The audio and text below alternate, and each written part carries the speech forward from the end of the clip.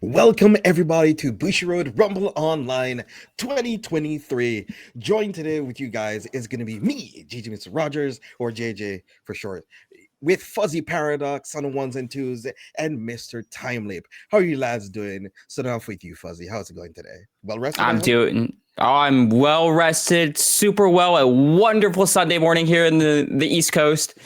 No, sorry, I mean in Europe. Right, we're in Europe. But I'm super excited to see what is going to be taking it all today in the EU top 8 bracket. What about you, Eric? I'm very, very excited. Somewhat rested, but I was kind of restless knowing what's going to happen. We got all the ballistas, the Chrono Jets, but also the spicy decks like Zorga, Eva, and the like. So I cannot wait to get into this top 8 and to break everything down and see what we can expect in the coming hours here in the EU bracket. One quick thing before we even get into the top 8 bracket for a second. I would like to talk about the fact that we didn't really see much Gandiva at all, really. Isn't that really shocking to you guys? Yeah, very shocking, honestly. As a Dragon Empire guy myself, I'm a little disappointed, but at the same time, it's super exciting. Okay, that's so awesome. All right, so first things first, let's do some clean up house for a little bit and take you guys into the format first. So for the format for today, it is going to be best of one Swiss for your top 8 finishers. They're going to be vying for prizes, which we'll be covering in a second, but it is going to be we're going to take a look at the schedule as well. We'll see what those schedules are going to be looking like soon. So we saw day 1, we had standard overdress, and we also have the day 2 for overdress as well for the tournament weekend, and we also have the premium events that is coming up relatively soon in the autumn weekends as well during November. Those are going to be really, really good for you guys to get into if you're going to be off the back of History Collection. BCS season is also coming up relatively soon. And then let's take a look at the prizes. Actually, let's take a look at that. What are prizes we have today? We've went over them to yesterday, but everybody that wasn't there for when we talked about these, we've got some amazing boxes as well as some awesome prize cards that players are fighting for. As the top 4 are going to go home with some goodies, but again, everybody that's in top 8 has still bragging rights that they made it to top 8. But if you manage to get to top 4, you get a certificate that shows that you made it this far in this circuit, in the EU circuit. So you can tell all your Cardfight colleagues, your actual work colleagues, and all your friends and family members. But if you made it up to top 3, you get a promo card with the Chrono Jet for a D series, but also a booster box as well. So you can start cracking some packs and maybe get some nice SPs or frame rares from whatever set you're pulling. But if you manage to get second place, you not only get the certificate, the booster box, but 2 copies of the Chrono Jet. But as we all know, every Gear Chronicle player and every Gear main is probably vying for the first place. And we've seen a couple of Chrono Jets in this tournament bracket, so they're probably going to go for this because they not only get a certificate, a booster box, but more importantly, they're getting a full playset of this promo victory card. And let me tell you, these things are pretty nice. Awesome.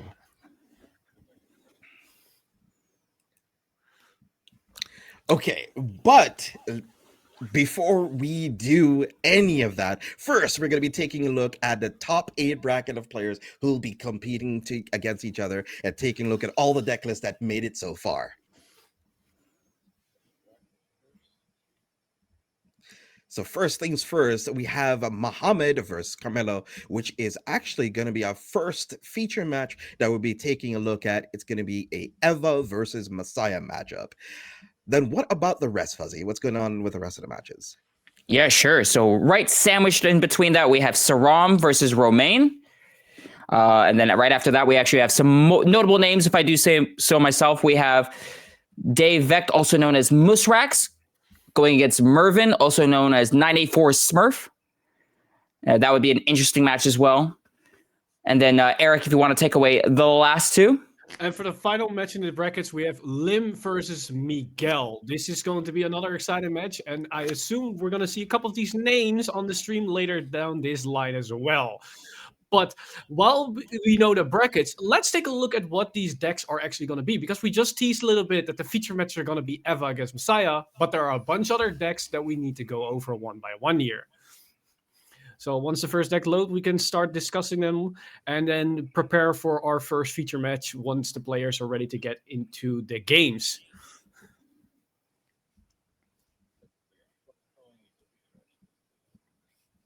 So give us a minute here while we talk about some of these lists, actually, because we have them in the codes ourselves, so we can actually talk a little bit at length. So let's go over the Messiah deck list first, actually, since we already going to be seeing that first. Is there any cool outliers that you've seen so far in this list that you might want to discuss? Oh, there we go. I mean, one of the things I actually really like about the Messiah Stride deck set in general is that it's completely playable right out of the box, minus maybe a couple of improvements, right? And I think Muhammad kind of shows this, right? A lot of the stuff that you see here, you could pick up in the Stride deck set itself, and then maybe pick up like 2 copies of Makani's, and then 3 copies of an effect draw trigger, and you're ready to go. And as it shows too, this deck is super strong, as Muhammad took this all the way to be first place in the top 8 bracket. Yeah, that's honestly the most surprising part, that he was able to get the first place in the brackets, while everybody was expecting something like Wallista or Gandifo. And most players already wrote Messiah off as seeing as a second place Chronojet deck. But honestly, Muhammad has shown that's not the case. Messiah is here to compete. And even on a base power level from out the deck set, with only the inclusion of 2 Makanis and the draw trigger you just mentioned, which is quite surprising.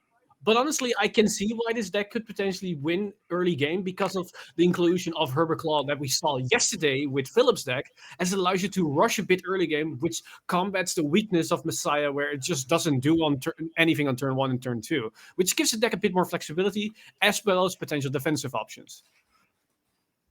Awesome. So let's take a look at Dave Verslis, our current premium world champion, bringing his own awesome pile of cards here to the overdress format.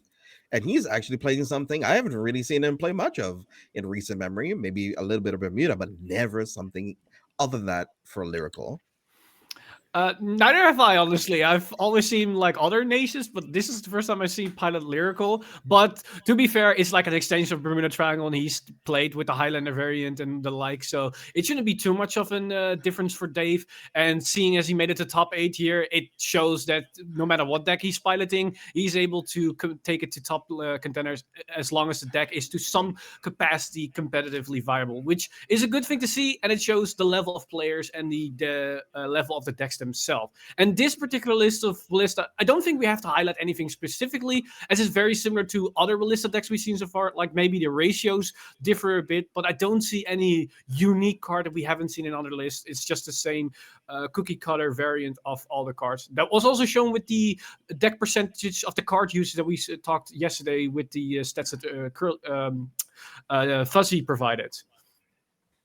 Yeah, I think the only thing I would like to point out here is that there is sometimes a little bit of variation in triggers, right? So sometimes I do see a couple with list of players playing maybe an effect heal trigger to combat like a multi-attack or possibly combat crit attackers.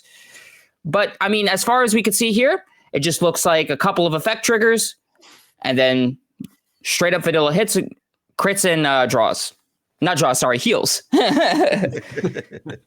Yeah, of course, because like I think I stated this before, but for some of the players who probably didn't hear me as yesterday, there are some players who are gravitating to more vanilla triggers, since most of the triggers, even though they can be good, especially the ones that say if your opponent's a higher grade than you, if they have crits on their rear guards, or are crits outside of their own trigger effect, or even multi-attack restanding shield options, you do still have situations where those cards are very situational, and you still end up having to invest like 1 extra card more than you needed to.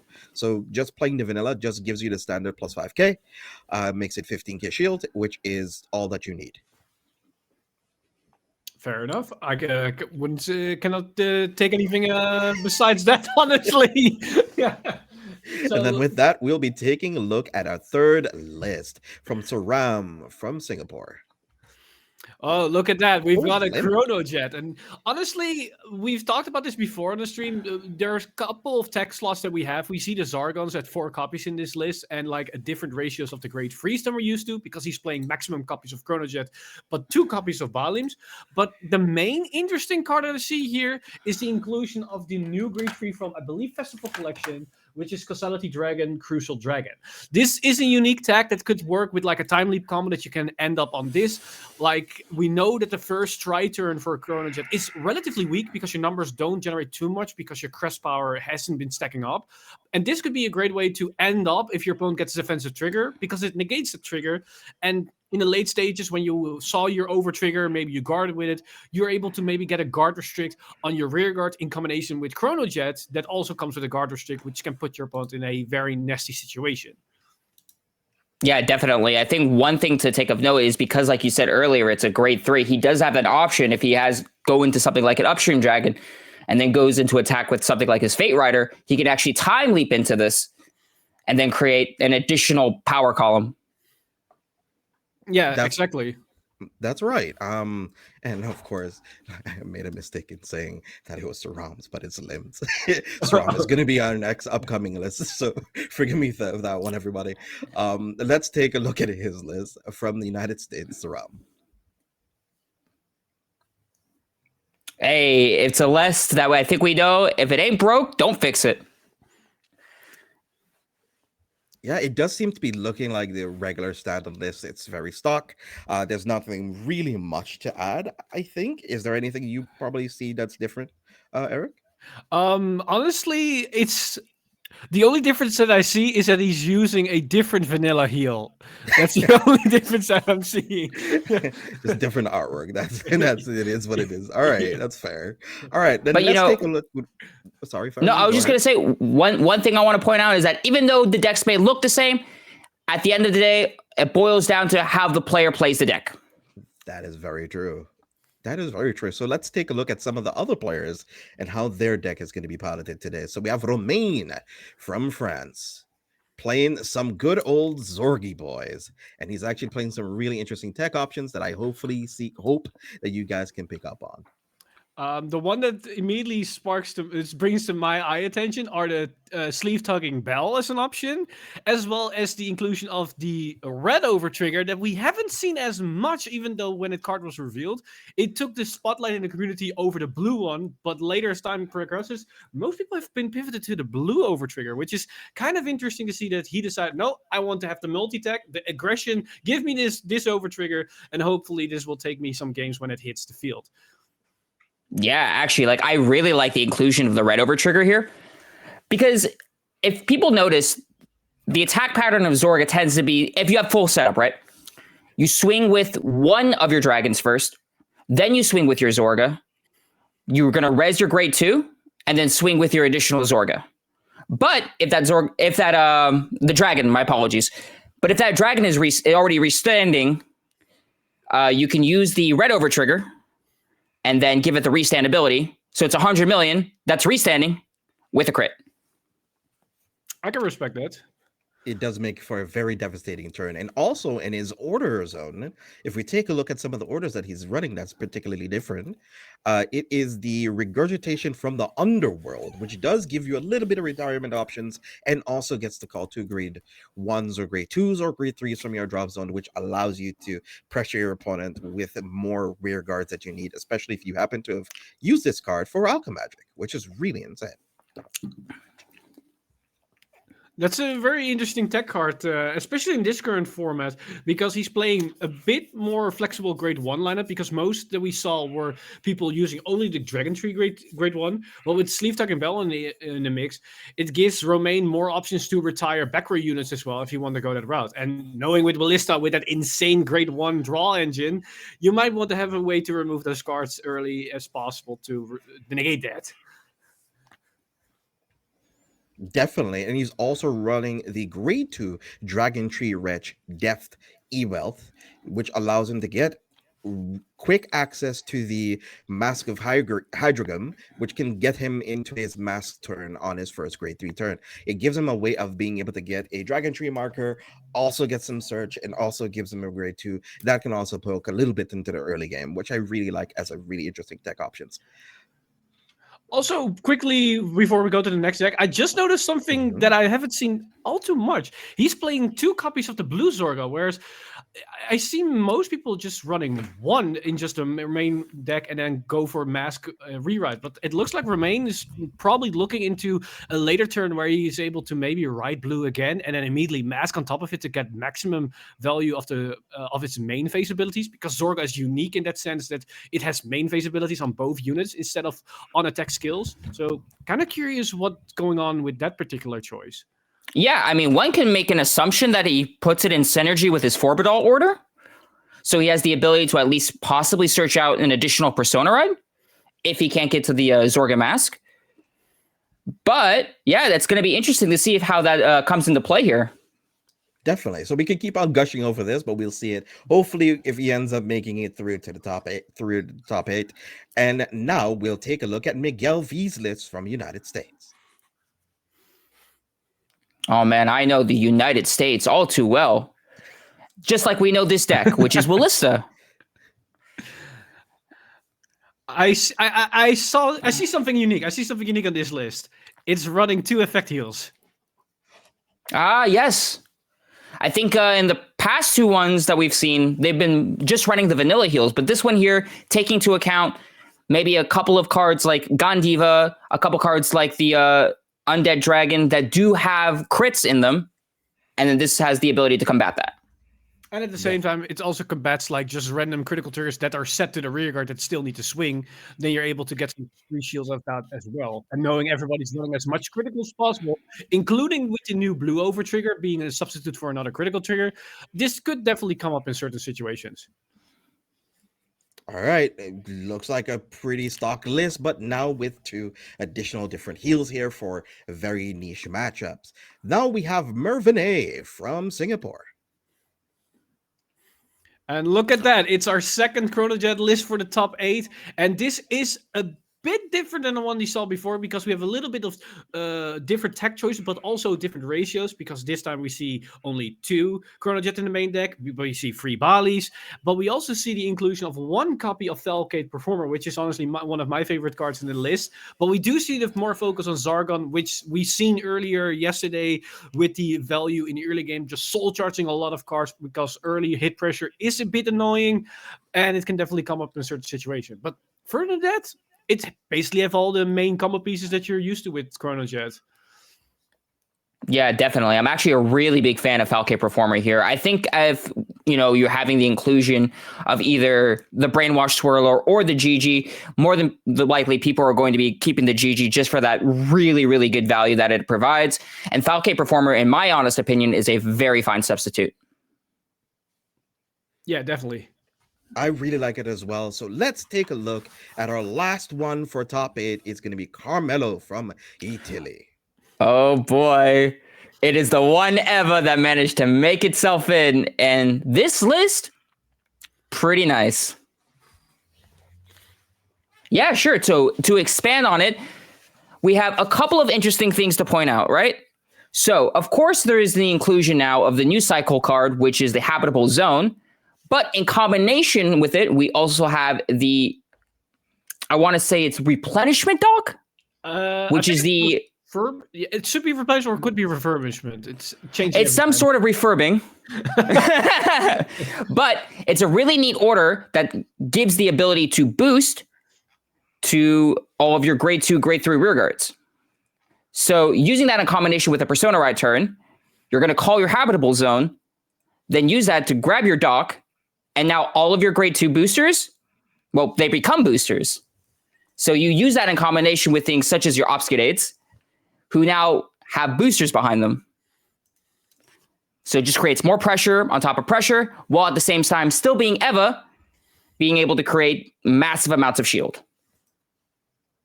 That is definitely the case. So with that, everyone, we will bring it back to us, and then we'll do a quick sign-in into the first round of Switch.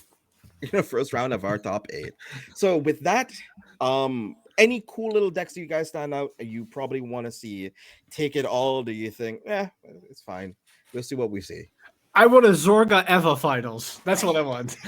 Not Chrono Jet. Whoa. No. We see many Chrono Jets in the past, and I'm fine with it not winning today. It's okay. I will take that for the community. I'm gonna be that guy. What about you? I think, what do you think? Yeah, I think personally, I would love to see Messiah, right? I think a lot of us kind of think of Messiah in a lesser light. But, after seeing Muhammad play it yesterday, then we have the ability to see it possibly today in today's top 8 match. I'd be excited to see Messiah take it all. Definitely. But let's see who's going to be taking it all in this first match. Carmelo versus Muhammad. Let's see how far they go. All right, so as they're setting up, there are a couple questions I would like to ask my fellow casters over here. So, in your honest opinion, how advantageous or disadvantageous do you think it'll be for somebody like Eva to go first or second? I would say that Eva going first is probably the advantageous for Eva here because Eva doesn't really mind what your opponent is at what grade, and the more turns Eva gets, she can set up more of her research order, thus being able to get to full power as fast as possible. But honestly, for Eva's case, I think it doesn't matter for her if she's going first or second because Messiah isn't able to pressure Eva all too much in the early game. But hey, the faster you get grade 3, that means the faster you get to your persona, right? And that means the faster that Eva can start pressuring your opponent with multi-attacks. Oh, definitely. I'll also give my harp in on in a second. But here we resolve here a habitable zone, our grade 1, and also our starter. We're getting a net positive of almost 2 to 3 cards this turn. This is great right now. This is so good. We're getting the bread and butter here of good old Eva, but of course, it's going to be a powerful setup and hopefully something that'll be able to deal with the large amounts of pressure that it will slowly roll out on Muhammad's side with all of the ability of flipping up cards in his G zone to pump up his crest ability. I mean, also a thing to keep in mind, what we've seen yesterday with these incredibly earlier aggression turn or just value turns, they start off strong, but then they lose out in the late game. However, what we're going to probably see today is a bit different because unlike most decks that we saw yesterday, Eva is a bit unique. Eva has that insane shield value, that insane tankiness that can probably last through those later turns, thus being able to capitalize on that early aggression. Yeah, they do need to be a little bit frugal of what kind of upskate they're going to be using during the game, of course, because it's going to fall prey to a little bit of Messiah's locking since the grade 1 order, the result of experiment henceforth only protects it from being retired. It does not protect it from being locked. So that's one thing to keep in consideration because upskate, it's only 8 of them and only 4 of them give them crits. So they have to be very frugal of how to use them.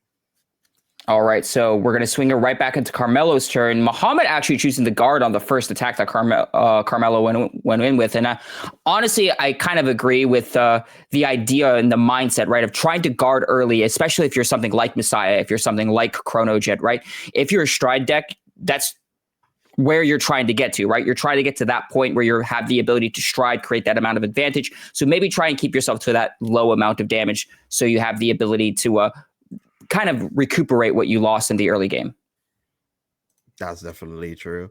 What's your take on him discarding the grade 2 upskate instead of discarding the grade 3 upskate and calling the grade 2 upskate down here to get a little bit of attack pressure in? Well, I mean, the grade 2 obfuscated is definitely a very powerful card, right? Having the ability to attack the entire front board. But I think, you see crits. Maybe you're looking at your opponent's deck list and you're like, you don't run those effect heals. Maybe I have the power to take advantage of that and use my grade 3 obfuscateds instead. So the Muhammad here is just going to be guarding super aggressively. He's going to be going for a swing here. Twin drive. It's going to be no trigger effects. It's just going to be hitting in for 1 damage here. Carmelo's going to be drawing for turn. And Muhammad's still at no damage. Yeah, I really like this. I think he's just probably listening to you right now at the moment. Just try to take like zero damage, whatever, whatsoever, and trying to make sure he doesn't put himself in such a situation to get crit out by an Eva turn. Because brand gate decks are really, really compression heavy. There are archetypes that can filter out a lot of cards out through his deck. And he already did that by being able to search for 2 to 3 orders, being able to use Habitable Zone if you're probably drawing into a non-trigger. Like, he's filtered his cards of almost like 5 to 6 cards right now. So him hitting a trigger is not going to be strange on his grade 3 turn. Yeah, one thing I do actually want to add in addition is the promo card that Eva has, right? Result of the experiment henceforth. So normally in something like maybe a Gondiva matchup, right? This is a very powerful card because it has the ability that says, hey, your cards, they can't be retired. But Muhammad doesn't do that, right? Muhammad actually locks your rear guards. Muhammad binds your rear guards. Those are ways to get around the sort of, I would say, protections that Eva has been able to develop. So it'll be interesting to see how Carmelo plays around something like that. Definitely. I will like to also point out here just now, he used the World is Blue Research Lab order, the grade 3 order from Hexorb on the mind, from Eva, from Eva, and he actually ended up calling nothing just now. So this is very surprising. It's either he probably saw a whole bunch of grade 1s that he couldn't really use this turn, or he probably saw grade 2 upskidded that he didn't feel like calling out, or grade 3 upskidded he didn't feel like calling out. For sure, this is going to be interesting as to like why he didn't do it. So now it's going to use the other additional skin, the axe skill of the research order. Is going to rest 3 of them to give 5k to a one of your glitter units, and upskidded is a glitter unit, so it's going to become a 28k attacker because she has 3 or more orders in the order zone. What I think. No, go ahead, Eric. What I think is what's going on here a bit is that he's probably conserving a bit of his resources, knowing that Muhammad is at, I believe, still 0 damage, making it more possible that a defense trigger coming in here and being on a non-persona ride makes these numbers not as threatening as we're used to with Eva. Does 1 or 2 defense triggers shut down all the value you could generate, and while doing that, you put your Obscadates in a vulnerable position against Messiah, thus giving you less and less options to work with later the turns go. So keeping your resources a bit conservative these earlier turns and just poking a bit for damage, getting a bit of value, and then saving it up for like those later turns. I can see that thought process going on in Carmelo's mind here. All right, checking on Carmelo's drive checks, actually, we saw a Persona ride for the following turn, along with a Elementaria Sanctitude, which definitely going to be a key card in this matchup. I just saw Muhammad, if my eyes are not mistaken, guarding with his overtrigger. He's guarding really aggressively here right now because he already used a whole bunch of shield value in the early game. So him being able to stop this 23k rear card coming into his face right now, it's going to be a little bit difficult since he already used like 30k shield before this. I think what's going on is that Muhammad's hand is mainly defensive cards, or just very awkward defense cards, which made him forced to guard with his overtrigger on a relatively low-powered attack here. Because keep in mind, that was not a Persona ride turn. Those numbers were like 23, 28-ish. I think she's just following the ideology that Fuzzy put out, is that he's on a stride deck, right? He doesn't want to take too much damage right now. He wants to put himself in a situation where he wants to be the one that forces his opponent, Carmelo, to guard here when he goes into his first stride turn. 2 damage on a triple drive with 1 critical as an option, and especially being able to push out 5 attacks here, he needs to be very wary. Absolutely. But we also see here the good old, what I like to call the bread and butter combo of Amnesty Messiah, just in combination with your Arrestor Messiah, your Awakening Messiah, and just trying to create a large amount of multi-attack pressure here, which is a good idea.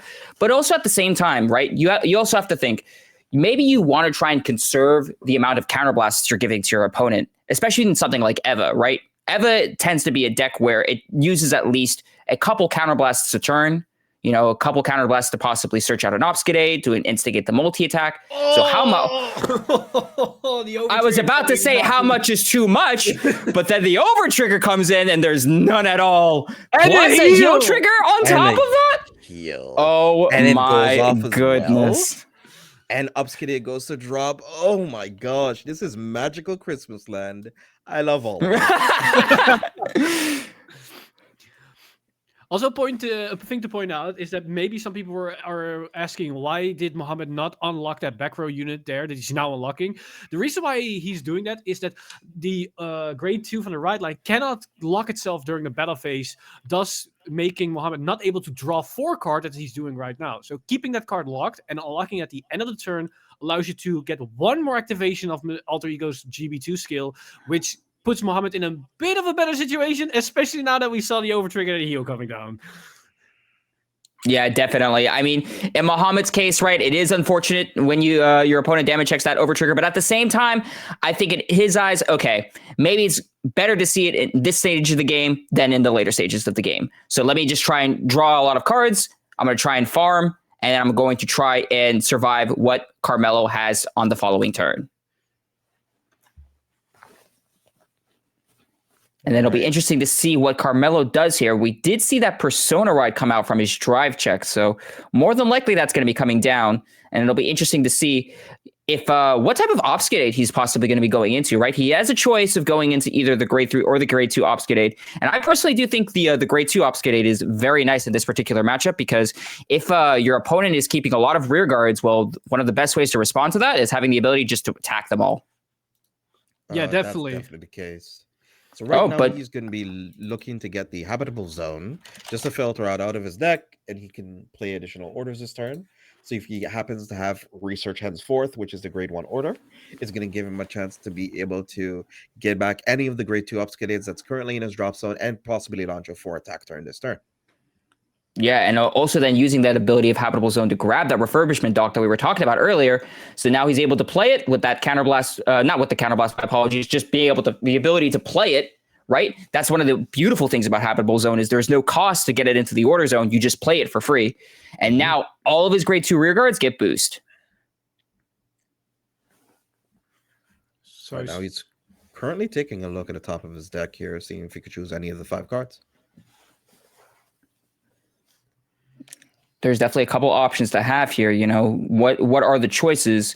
In my honest opinion, you want to try and filter out for your Obskidates if you possibly can. And Eva's definitely one of those amazing decks that can do that, right? Having the ability just to compress your deck, get out key pieces that you might need, is one of the strong suits of this deck. I mean, time and time again, we've seen the ability and how strong something like compressing your deck can be. And Eva can show that and strives. We also see Carmelo hovering over that grade 3 Obskidate, and it looks like he's calling... Oh, he's choosing a second Habitable Zone. That's interesting, because in the top 5, I saw an Obskidate grade 3 that he could have called for double critical, but apparently he's deciding to keep it in the deck for this moment. Yeah, I mean, it could also be insinuated that he does have that ability to countercharge with result of the experiment henceforth. So using one of those to countercharge, attack, and then possibly filter out another Obskidate from his deck, right? He knows it's in the deck, so possibly just being able to, once again, filter out an additional card by one, just compressing. Let's see. So right now, I think what he can do is commit maybe both of the grade 3 Obskidates.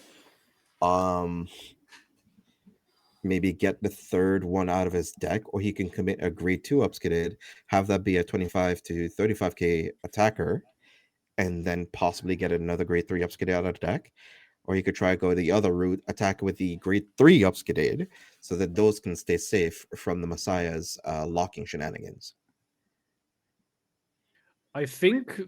I don't know what you guys' opinions are, but I think in this particular case situation, I think removing the grade 2 is probably... No, removing the grade 3 from the board, so it's protecting it from the bind mechanic, is probably the better play here, because that maybe gives Mohammed an idea, oh, you don't mind losing the grade 2s. Maybe I'm going to dedicate a front row this time around, because he used the grade 1 last time that removes itself, thus opening up for a surprise grade 2 that removes 2 of his combo pieces, which could maybe catch Mohammed off guard.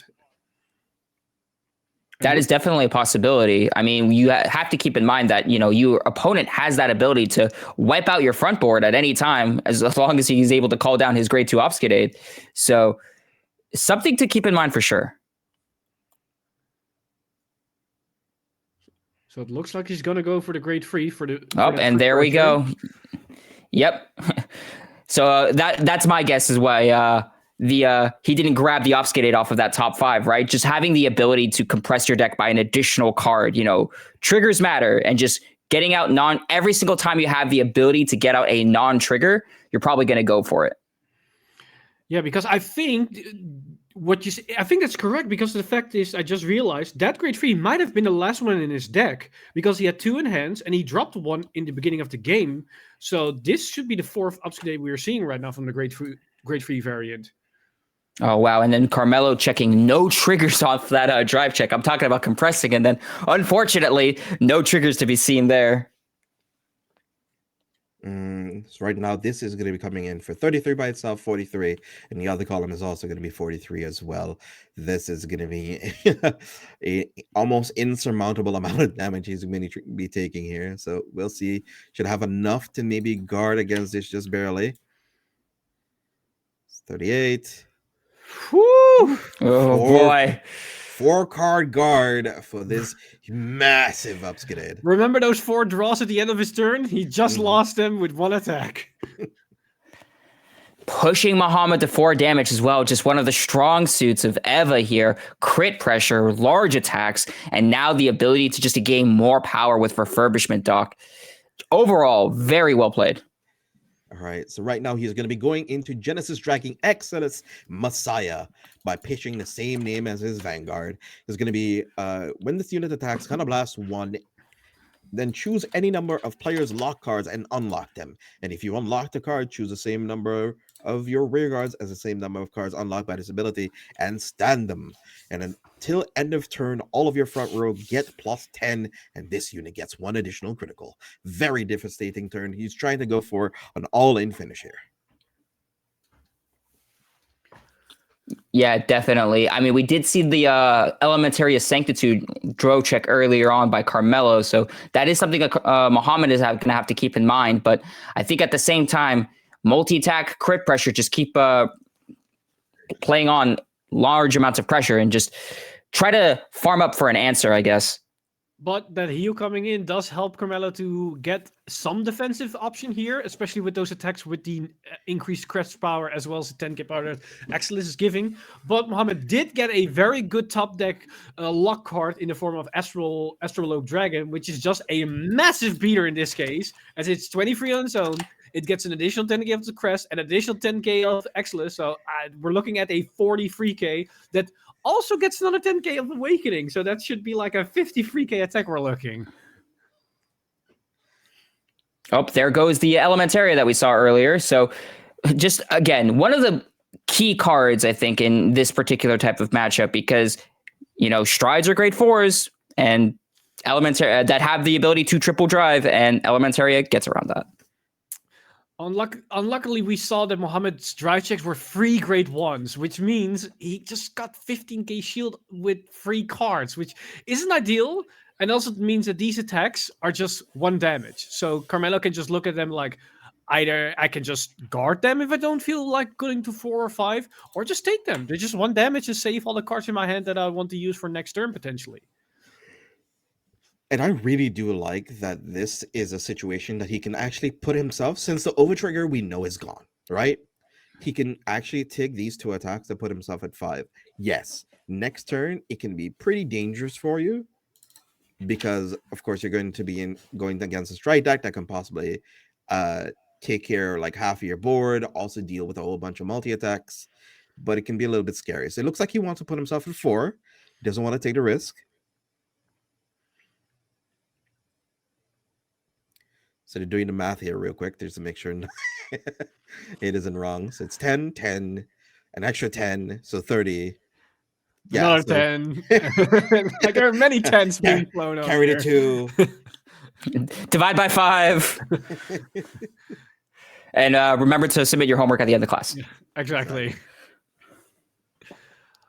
So just double checking here because you have the 10k of the Crest, 10k of Exilus, 10k of Astrolabe, 10k of Found Awakening. 53. Am I wrong here? It's 53, yeah. It should have 4 pumps of 10k. Yeah. And that is just enough. All right, and with that, we're going to send another Obscade to the bind zone. Muhammad going to have the ability to draw a few more cards. We'll see if he's definitely going to need them for what might potentially be a lethal turn coming from Carmelo. If I just saw a glimpse that his first draw should have been a PG, so he has at least have a PG accessible here.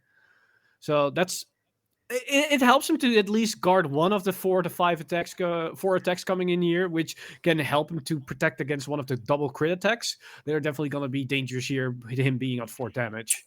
Ooh, no Persona Ride coming out for Carmelo. That could potentially be big things for Muhammad's favor. Just, an additional 10k matters a lot in these circumstances. But not only in a situation now, though, that he's going to be resolving the grade 3 order again, being able to filter out through his deck, which allows him to potentially still hit some more front triggers, some crit triggers. He does get another habitable zone. It's now a 10k booster, which is great here for Eva. That deck is looking very scary because when I was shuffling, it's looking very small, and I saw a lot of triggers and not a lot of non-triggers there. Compression. That is the name of the game when it comes to Eva, right? Just having that ability to filter just to get to this point in late stages of the game. So, even if Carmelo doesn't have the ability to call down an Obscade or 2 Obscades, that grade 3 Obscades to be more specific, that have the crits to pressure your opponent from 4 to 6.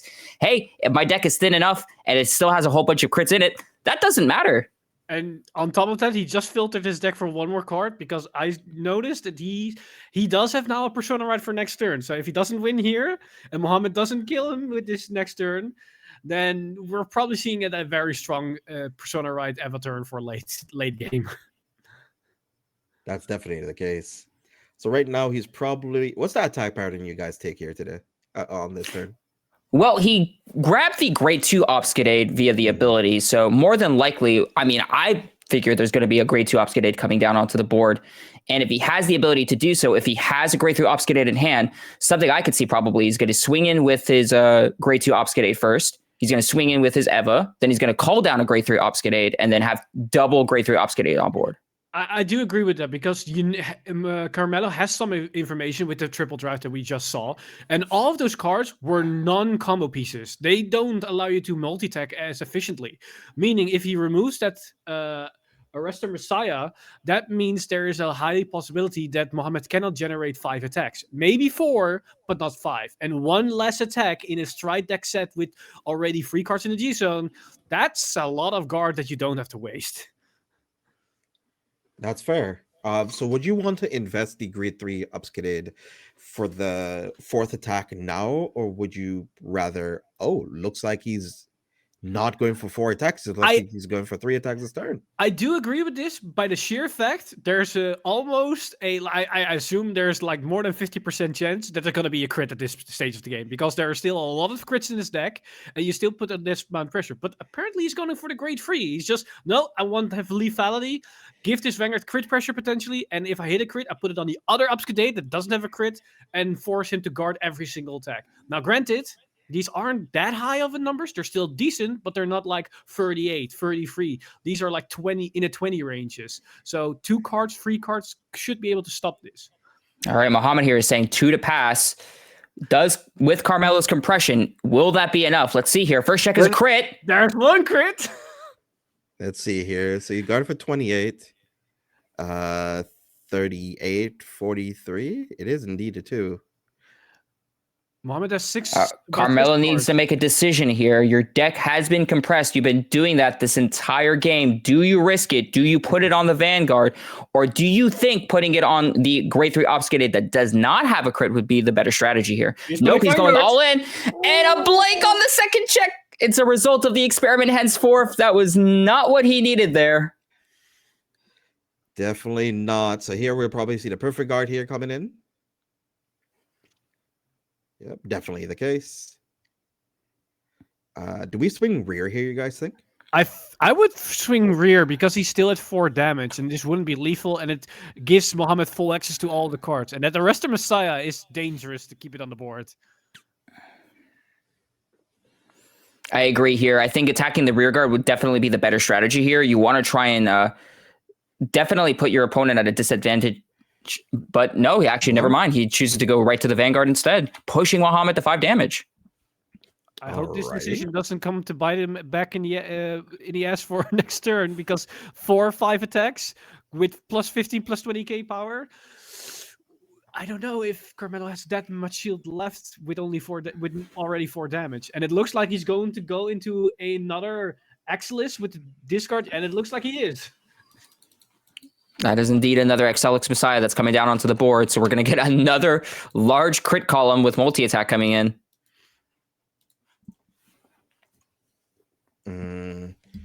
I'm really surprised, and I'm really keen to see how Muhammad is going to navigate this turn. It does seem to look like a standard arrestor lock attack with the grade 3, and then attack selects unlock the 3, get the crit, get plus 10, restand the other grade 3. I feel like it's a pretty bread and butter turn, but I'm really interested to see how this turn is going to pan out, since Carmelo did seal off his own chances of maybe healing on 5 here.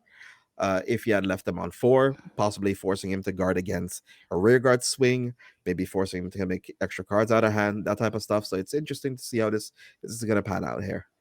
Yeah, it looks like this is like almost the same turn as last turn, but everything is just 5k stronger because one card is open in the G zone. But his decision, as you pointed out, putting Mohammed to 5, that might be detrimental if the next card is a heal trigger for Carmelo. Yeah, because you got to think about it like this. You're using 1 counterblast on stride to lock your the opponent's obfuscate, and an additional counterblast to use that Excelix Messiah. So by giving Muhammad that additional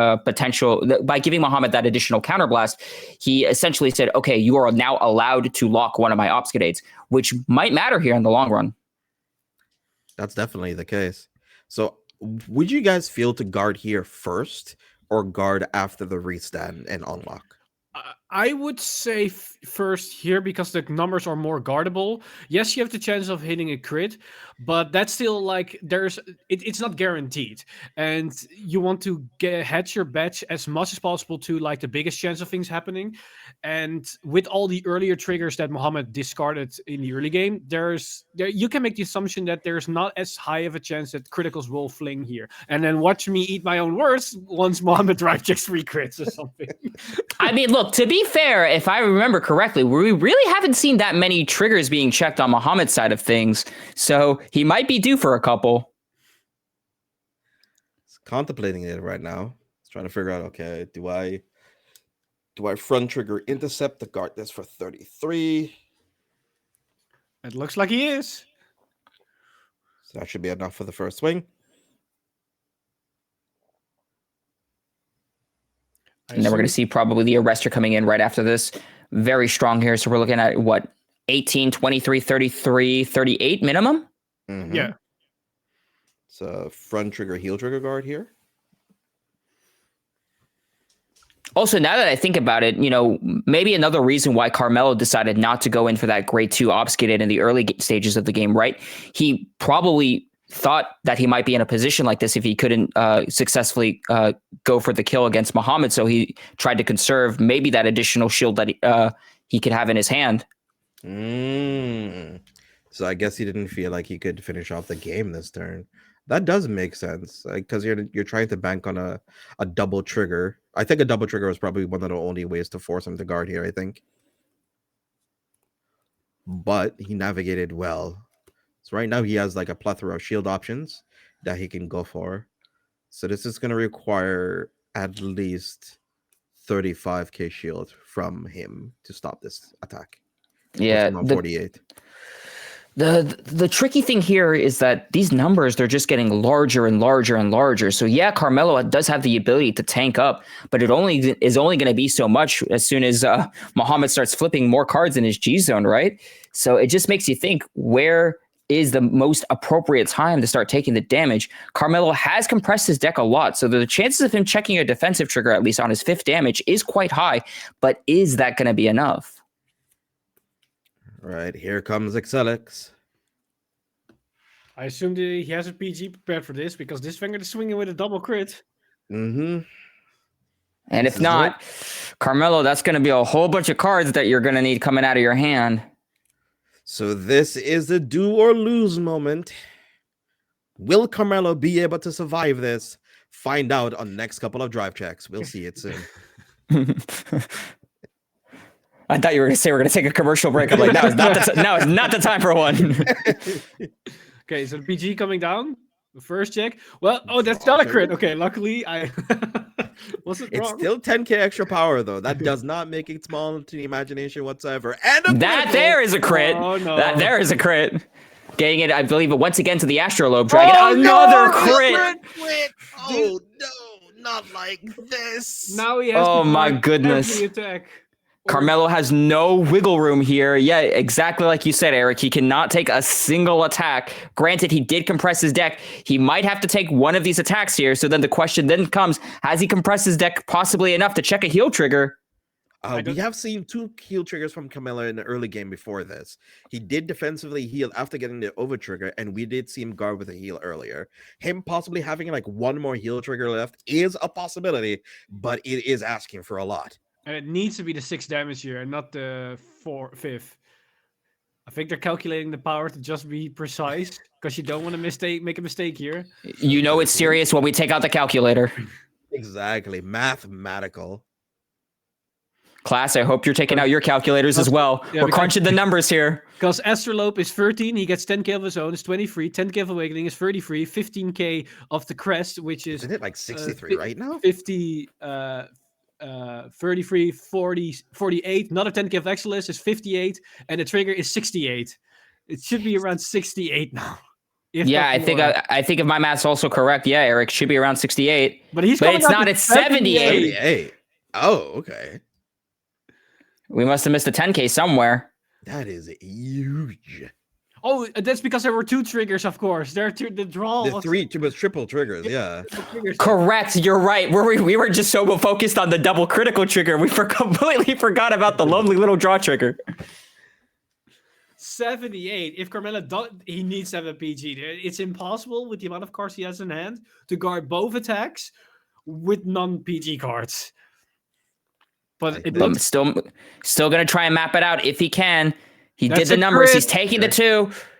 That's double crit. Muhammad takes it with Messiah over Eva Carmelo. This is wow. Okay, let's talk about that. Let's talk about that was a game. Oh my goodness. Whew. Yeah, that was an incredible back and forth, if I do say so myself. You know, Carmelo compressing his deck as much as he can, try to outlive these onslaughing wave of attack after attack after attack coming from Muhammad's side of things.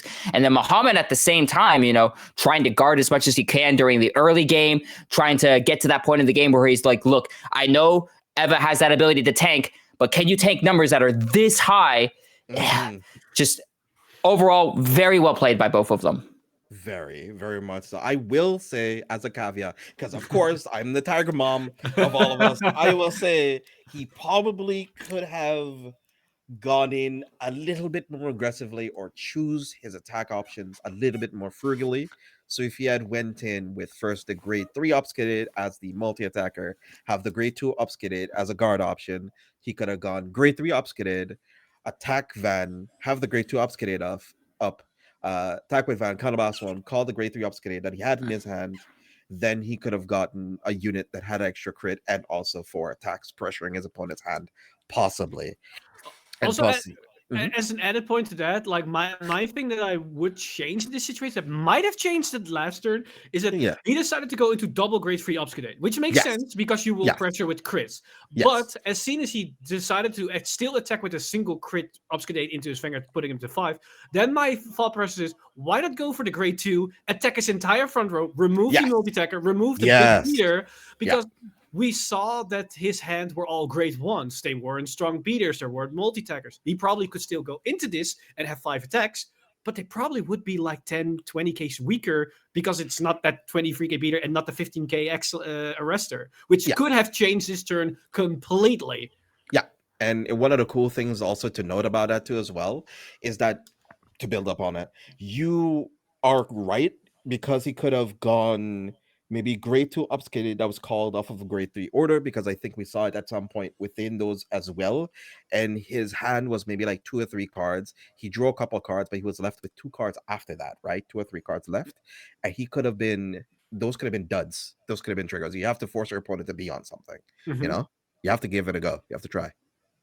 Yeah, I think that was definitely a good mindset to have, you know, at least in Carmelo's defense, right? You have to think, with the ability to compress your deck that much, maybe he was thinking to himself, okay, I'm in that stage of the game where I have compressed my deck enough. I should be able to see at least a critical trigger here to potentially close out the game. And of course, we had that spicy 2 to pass coming up from Muhammad's side. And when you see a 2 to pass coming down and your first check is a critical trigger, you gotta go. You gotta do it. You gotta do it to him. I do wonder how the game would have gone if he did put it on the obfuscate, because then he would have forced to be guarding that attack as well. You never know. That would have been a 33 obfuscate. It was already a 33, but in 43 obfuscate with the crit. It'd be 2 columns, 133, 143 with critical. So yes, that would have been asking for an additional 35k shield on both columns, which is a tall ask. You know, it's double PG sort of territory, which he was already on the Messiah Xenix turn. So with that, spicy games already, and that's our first match of top 8. Guys, more spice to come. Oh yeah. With that being said, we'll see you guys real soon with round number 2.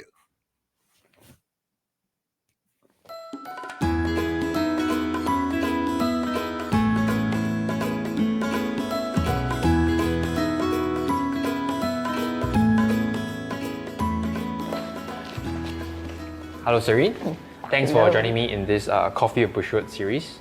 Yeah, I understand you have been with Bushiroad for like a couple of months now, you know, at this time of shooting. Yeah, and you do marketing for Vanguard. Yep. Yep. Okay, so as you can see, we have prepared a little bit of snacks and coffee, tea, and some drinks for us. Yeah. So before we begin the interview, what would you like? Coffee or tea or water for you? Tea. Tea? Yep. Okay. Thanks.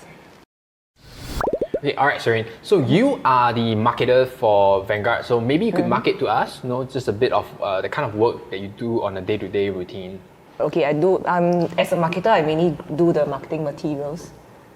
Then, so there's like you manage the stuff that goes on to social media, and then you do newsletters, and then you also liaise with other departments like the design team, the video team, to make sure that you get accompanying materials to put together. I mean, they go together to present to fans.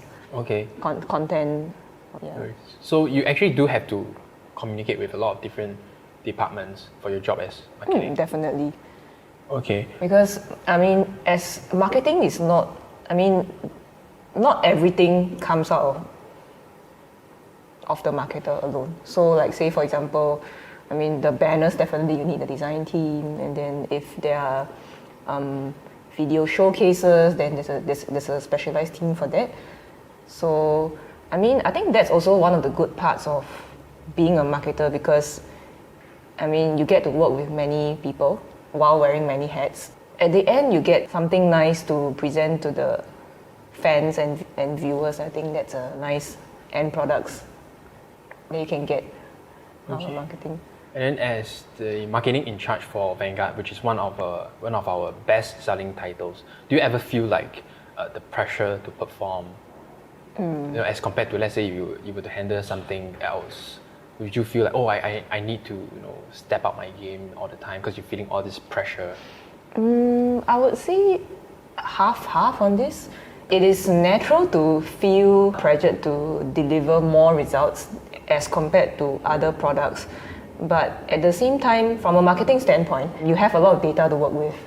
So it's good that I'm thankful that I have more data and insights to look at and to see, okay, so from there, how can I improve, or what kind of new things I can present to everyone. Yeah. Okay, now I understand as marketing, you deal with quite a bit of sensitive information, especially information probably from Japan. But is there anything that you can share with us that how were you able to use the data that you mentioned in order to do something like a marketing campaign? Actually, for data, it can come in a variety. So say for example, you can use like sales statistics to look at how did each past product perform, and then for other initiatives, you can look at what kind of campaigns have been done before, how did they perform. They are not materials that spoon feed you answers, but it is something good for you to infer from and work something from there. Yeah. Okay, so I guess as marketing, you actually have to work a lot on data as well. Okay, at least for this industry, it is not entirely e-commerce based. So I would say the reliance on data is still there, just that I personally, in my opinion, it is not as much as, So like say for example, if you're an e-commerce based company, most likely even your sales, everything, it's all online, and those data you have to rely on more as compared to non-e-commerce platforms. Your data is separated and you need to piece them together and figure out something. Actually, you raise a very good point because our industry, they don't deal directly with digital goods or even ordering online on a website. Because if we do that, you can easily track all the data, and then we find out how we can improve our services to our players and customers directly from the data that we can gather. I guess there is a challenge in our industry, like how to get the data from physical goods. Yeah, it can be said that way. I understand you held a previous job prior to joining Bushiroad as a marketing position as well. Are there any main differences between that and this one? My previous company mainly dealt with e-commerce, and unlike in Bushiroad, which is more of a brick and mortar business model. So I mean, as a marketer, definitely it is something that I will adapt to and work out and see what kind of marketing strategies that I can execute to make sure that it is suitable and appropriate. So what made you think of joining the marketing industry? Because you held your previous job as marketing, now you're marketing as well. And I guess you believe you are on the right track, or at least the right career path. So what made you decide to join the marketing industry? I would say marketing has been something that interests me for a long time already. And I can safely say that the marketing industry is one of the industries that can handle my wild imagination. By wild imagination, you mean like you come up with a lot of creative ways to do like different marketing campaigns, hold different, promotions or something like this. Could you define like what a few instances where your imaginations actually help you with your career? In this sense, I would say it is easier when ideas come to you pretty easily. Of course, not all are usable. I mean, they can be just really random ideas, but who knows? I mean, one day they can be useful. And I mean, of course, I try not to limit myself to certain methods of delivery and the kind of content that I can present. But of course, I mean there are many factors into play here. So I mean, I can be creative for all I want, but I still have to conform to the rules and standards set by the company as well. Oh, definitely. So I suppose how one would imagine it is that that the company guideline kind of like draws the boundaries, and then as long as you're within that boundaries, you're free to run wild, in that boundary. Yeah, it can be said that way. And I do agree that I think the marketing industry is a bit less strict and rigid regarding how far you can take your certain projects to. Like, it doesn't restrict too much on how you can do a certain thing. Yeah. So I think that is one aspect that I like about the marketing industry. And then why Bushiroad? Like, what made you think of joining like Bushiroad as a marketing? I would say Bushiroad to me is it plays a big part in my life, even before joining the company. Okay. Because I've been playing Bushiroad's games way before, just many years before joining the company. So, of course, when I got to know about this opportunity, I was like, ooh, why not? What were the Bushiroad games that you played before you joined? Love Life, School Idol Festival, and Bang Dream. So that mobile games. So those are the two main Bushiroad games that you play before you actually decided to join Bushiroad. Yeah. At some point, I played the Symphogear game as well, but that's only in Japanese. Yeah. Then I realized I have too many games to handle and decided to filter a bit. At some point, I would say I'm quite crazy about it. Okay. I can safely say that Bushiroad can be my national anthem. Wow. Because when you start the game and then Bushiroad, and so it's something that you hear every day, multiple times a day. Wow, that's impressive. Vanguard is it's something that I have seen people play, but I have not tried it myself. But ever since I have started on this role, I developed more interest into the card game, and I actually called up a few friends to pick up the game. Also, you actually had friends who were playing Vanguard. Yeah, I do. Wow. They don't only play Vanguard, they play Weiss as well. Weiss. But of course, that's a lot to digest in a day of crash course. So slowly got to sync to the new play style, and yeah, I'm doing my best. Do you learn Japanese, because of work, or do you learn out of a hobby thing? I started learning Japanese roughly 7 to 8 years ago, purely because of interest. Welcome back, everybody, to Bushiroad Rumble Online 2023. Back with it again. Right now, we are going into semis or quarters, right? Semis, quarters, the finals. We're in the finals. Either we're currently going to the finals. Somewhere It's the that finals thing are where being it's like played. it's 8 and then it becomes 4. I think of that much math I know how to do. Yes. Yes. I mean, we say it's 63, and then the calculator says it's 73, so you never know what the actual answer is. Trust me, we know math. Don't at me. First things first, let's take a look at the standings and see where we are so far. We just got off the base of a high octane top 8 just now, and let's take a look and see who ended up surviving the onslaught. So we have Muhammad versus Saram. So that's interesting. Saram ended up beating Romain, the Zorga, our only Zorga player going into it. What do you guys think? Honestly, I'm very excited. Like, we lost the Evel one, so we do get Zorga. So I hope Zorga can... No, Zorga lost out. Zorga Oh, lost no, out. no! Yeah. Oh, no! Zorga lost out. And his hopes were shattered, JJ. Yes. Well, guys, I hope you can keep it to only the two can hold on the fort. I'm gonna go cry now in the corner. Honestly, No, but- what did you want to say? Go ahead. Yeah, go ahead, Eric.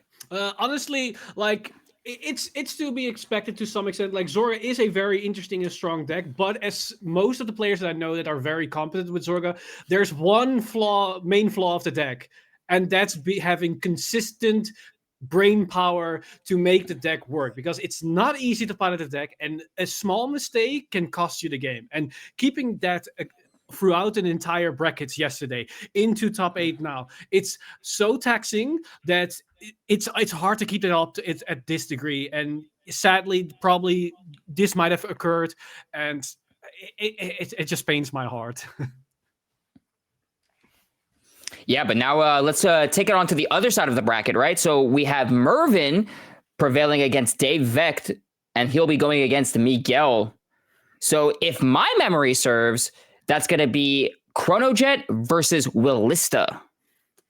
Ooh, sadly enough, Dave Vecht, the hometown hero here for Europe, sadly enough, did not end up making it. So Romain and Dave and Carmelo, being our last front line for the European defense, did not make it right now. So we do have just a full top 4 of SEA and USA individuals. So it's really nice to see. It's still an international event, having people from all over the world being able to compete and vie for being able to chance to win the BRO 2022 championship. So it's really nice to see. And now we have the last 2 who made it into, who didn't end up making it, Lim and Miguel. Miguel winning over Lim here. So we have Mervin versus Miguel, which is going to be our match for today. So we'll be going into this into a second here. So bring it over back to us again. Any thoughts about this match going into it?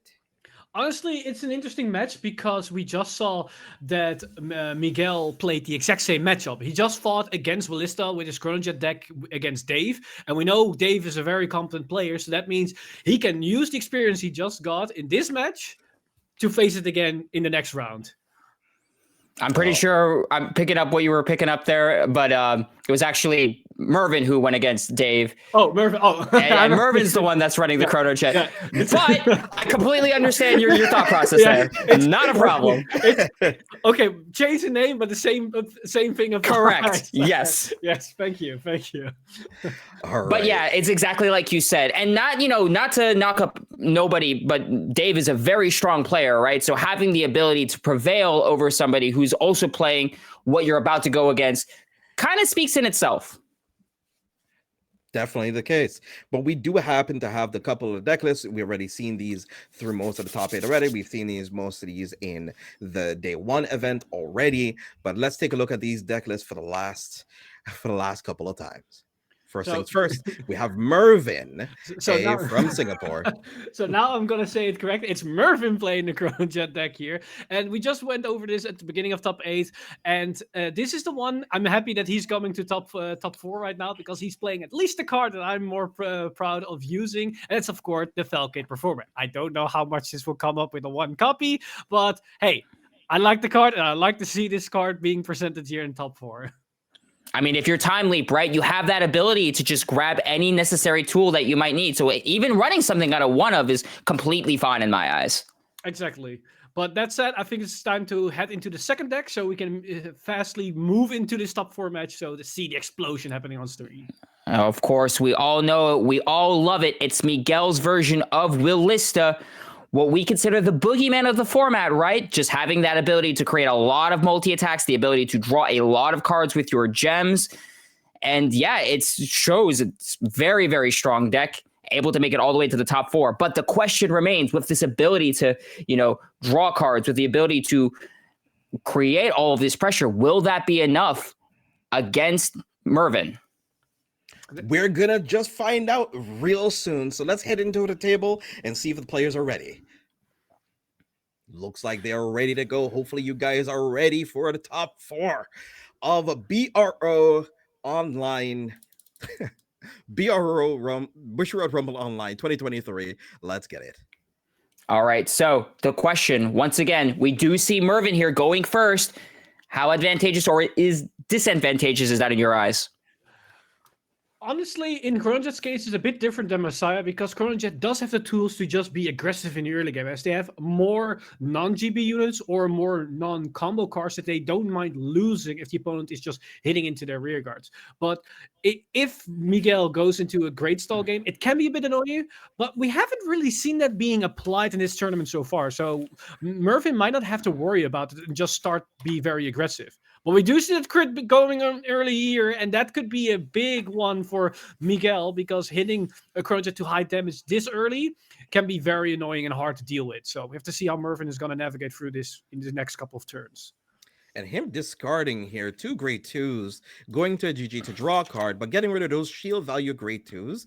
At a high damage like this, he possibly didn't really had any other option, especially since he wants to get a very aggressive grade 1 turn here, possibly not really thinking about getting those true grade 2s on the board. It calls to me, I guess, in my mind that he might have some additional grade 3s in his hand, and Miguel here can kind of cruise by, and maybe if he gets like a defensive trigger, then guard the additional attacks that possibly might come out, or even not, just not really care about it and just end up going to 3. He already has the forefront right now, so he's gonna try to see if he gets a defensive. No defensive here. Oh, wow, pushing him right to 2. I mean, in my eyes at least, you definitely want to try and create that amount of pressure before Willista really starts rolling. That crit guard, that saved Michael a lot of damage this fast, this early, because that would have been like 4 damage already. But we do see the 2 damage in the damage zone. Those are pretty strong cards. Those are combo pieces that Miguel probably liked in his head more than where they are right now. Definitely. Ophelia for that multi-attack pressure, as well as Elvira for that draw power. Those are key cards, I think, in this strategy, and we'll see if that's going to make any difference here. So right now he got rid of a Yuika. Interesting, because he could have possibly used a Yuika possibly as a way to commit maybe a trigger, attack with that trigger for 13, then attack with Van, or attack with Van and then attack with Yuika, so to get an additional attacker, and also a way of being able to get back his shield value back into his hand. So him choosing this option here of getting rid of the Yuika means that he possibly has something bigger or better, or just wants to make sure that he can survive Mervin's aggressive turn next turn. And we did see Miguel search out for that crossing element raise. So slowly and surely setting up for all those gem combos. Let's see what Miguel could possibly have here. So he has a gem set up in his hand right now. Is he going to commit any additional cards? No, he doesn't. So he's going to be able to draw 2 cards here because of the ride line skill of Willista, being able to draw an additional card after activating a gem. But it looks like it's just going to be a swing here. This is a no guard. Nothing. Putting Mervin to 3 damage in the early game. I think we discussed this earlier on Muhammad's end, but if you're something like a Stride deck set, taking a lot of damage in the early game is risky. Definitely. So like what archetype could we say that Jet falls under? Because I like to put things in categories for archetypes. I like to call things like tempo, meaning that you trade with your opponent's resources and you try to come ahead by trading 1-for-1 for your opponent's cards. There's also relatively like control in terms of archetypes of being able to like keep your opponent and slow down their game plan while you're also making your game plan faster. But Vanguard's a very open game, so those terms can be a little bit loose from time to time. But where do you think the Jet falls in? I would say Jet, especially in D right now, feels like in a combination between mid-range and combo, because it's not really early game. It is late game, but its main power comes a bit in the mid game where they can start popping off with their time leap combos. But they do have like the control aspect with the putting cards to the bottom of the deck, where they can have some aspect to control the board a bit, and they have options to ram into the rear guards and to still basically have control on every single aspect. But they're not the best in all those things, except for just big numbers in the late game. All right, let's see. Mervin here just not changing much of his board, just going to be riding up to his Chrono Jet, swinging in. Miguel's taking it, an over trigger coming out on Mervin's side. Now. That is huge in this situation. That could be big, because that means those rearguards that did nothing now actually going to hit for a damage as well. Not only that, but the Vanguard will now receive a plus 10,000 power, +1 critical permanently for the entire game. And over that here, is Mervin just being very powerful. And second Ophelia hitting damage, that is not what you want to see in this situation. 100 million is a little bit difficult to guard here. Perfect guard going into the damage zone. Very low on triggers in the damage zone currently. This is just before the stride turn, so a Fate Rider could possibly close his game out. So Miguel is going to have to hit some pretty decent triggers here this turn or draw an additional insane amount of hand going into this turn right now. And just like that, Miguel is at 5 damage. Absolutely insane. So it's going to discard the Grade 2 Cycler that we've gotten recently from the Festival Collection and all of the other options here for this Nation of Lyrical. It's going to be able to put a card to the bottom of the deck, draw an additional card. He's probably asking for hand size. Both of them have farmed up a decent amount of cards in hand, both of them at 9 cards or 10 cards in hand right now. So this is going to be really good for both of them.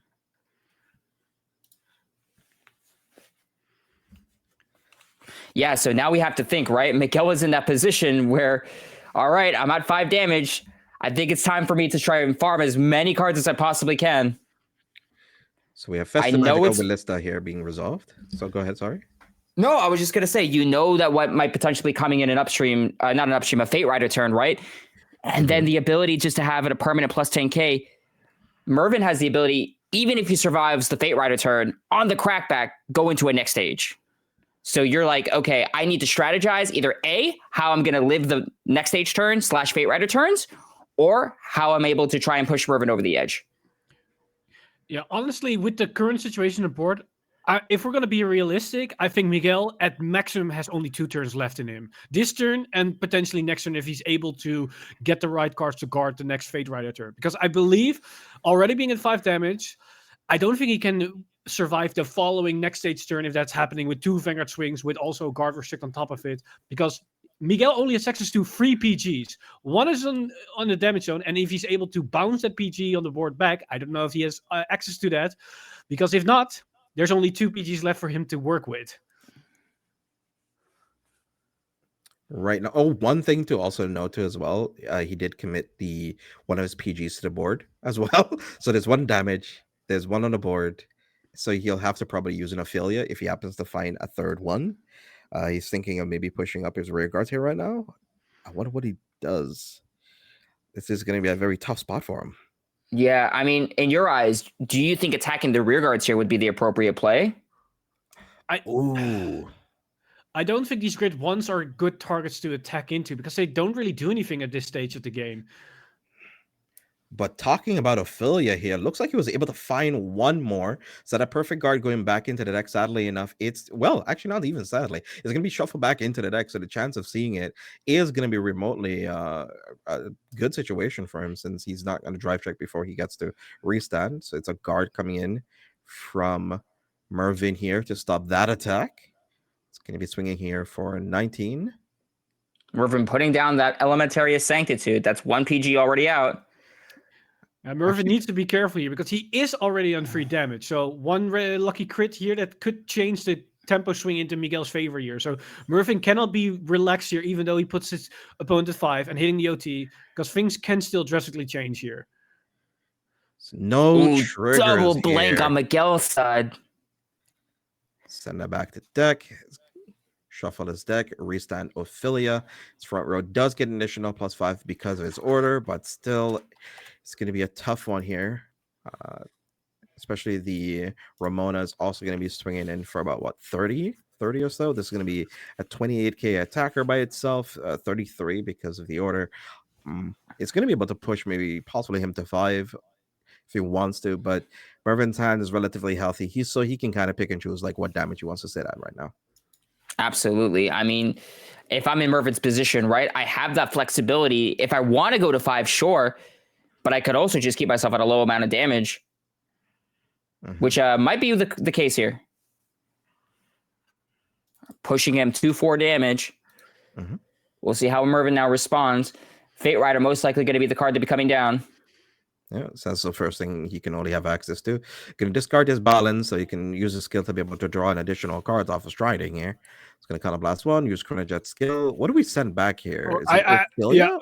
I would say Ophelia because we already Ophelia, definitely. 2 already in the damage zone. Putting 1 at the bottom deck basically tells your opponent you probably don't have the last one. There's no way that's in your hand. It looks like he's doing that.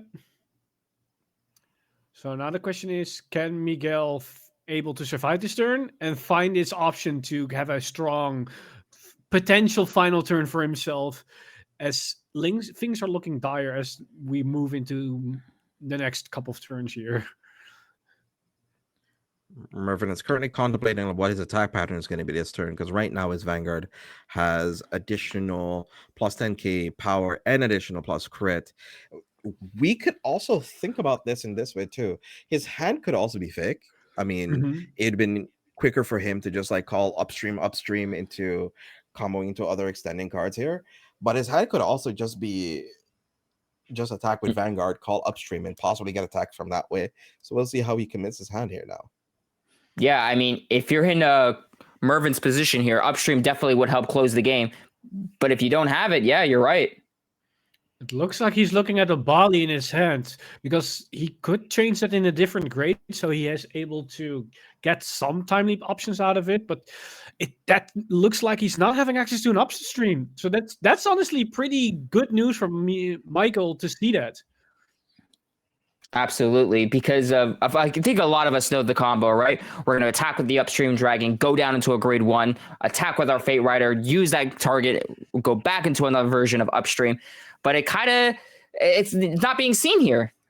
Yeah, so right now he can turn that Balin into a grade 0 if he wants to, and then leap that up into a grade 1, possibly into a GG with Zarbone.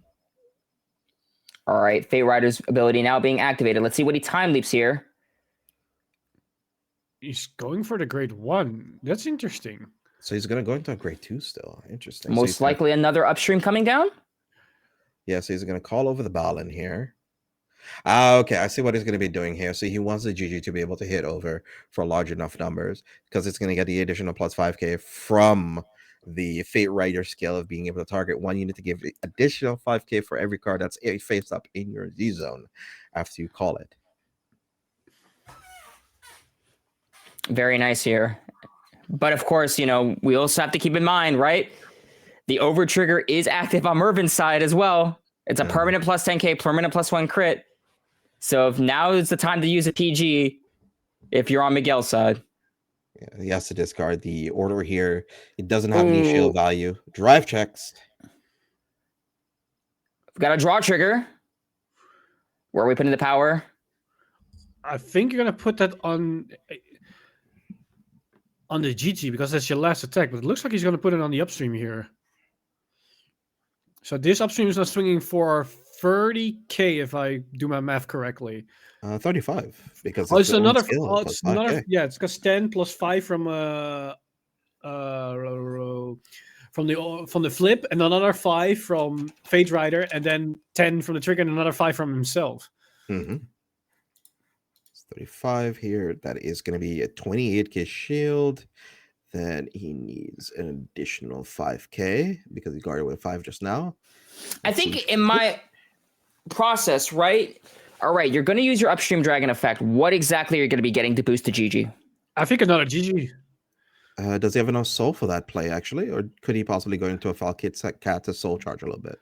It could be it's hard to see how much soul he has. He did use GG in the early game and maybe he's coming one short. So it could be like a gunner ram, maybe. Maybe. He is counting soul. And it does look like the Falcate performer, actually. Yeah, it's the Falcate, yeah. It's the one-off coming in clutch here.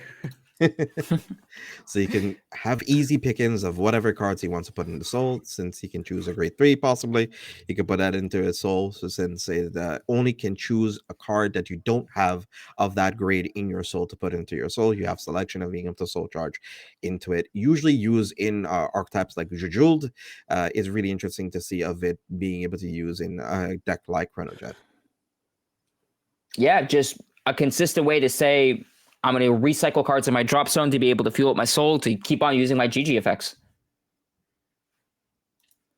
All right, but Miguel did manage to live all of that. Let's see how he'll respond now on the crackback. Does he have the Persona ride? First off, he does indeed. Now let's see if he can capitalize on that. We're going to need to see a couple more cards on Miguel's side. A few more Ophelias. He did discard the cycle card, so that allows him to draw into a couple of cards here. Absolutely. Willista definitely one of those decks we're uniquely able to use the cycle card outside of just, pitching it for ride deck. How do you feel about these new cycle cards that have been added to the game recently since Festival Collection? Oh, they are amazing. Like, they are super generic. They are very flexible in allowing your early game to be more consistent. And on top of that, they have like a ceiling effect that you can interact with your persona rights. These cards are great, and they can make any deck just a bit more better if you lack other good dedicated support cards, which is also always great to see. All right, Miguel here contemplating what exactly he needs to be calling down onto the board. Possibly maybe a send back target. It looks like he's calling down another PG. More than likely something that he sent back in the earlier stages, right? I think so. It might even be the same PG. I think it's probably the same PG. But the fact that he has to keep on calling like two cards that he possibly didn't really even want to see right now, one being the PG and the other one of the other grade 2s he didn't read at the moment. This shows that he possibly just has only like a bunch of triggers he's been hitting off of the order search. I mean, keep in mind, he did call the cycle card. So what I just said is now coming into fruition here because he's able to counter +1 and turn a persona right plus 10k into plus 15k here. Plus 15k is really strong, especially if you're giving it to the entire front board. But will that be enough? Right? We do know that he has the Illumina Rays, so he does have the ability to at least perform one more additional multi-attack. But does he have something like Ophelia for the full combo? Oh, he is going to be drawing a plethora of cards here right now. He's drawing 3 cards. He definitely is going to be needing to fish for an Ophelia here. 3 cards from the top. Is it enough? Is he able to see it? It's the final one.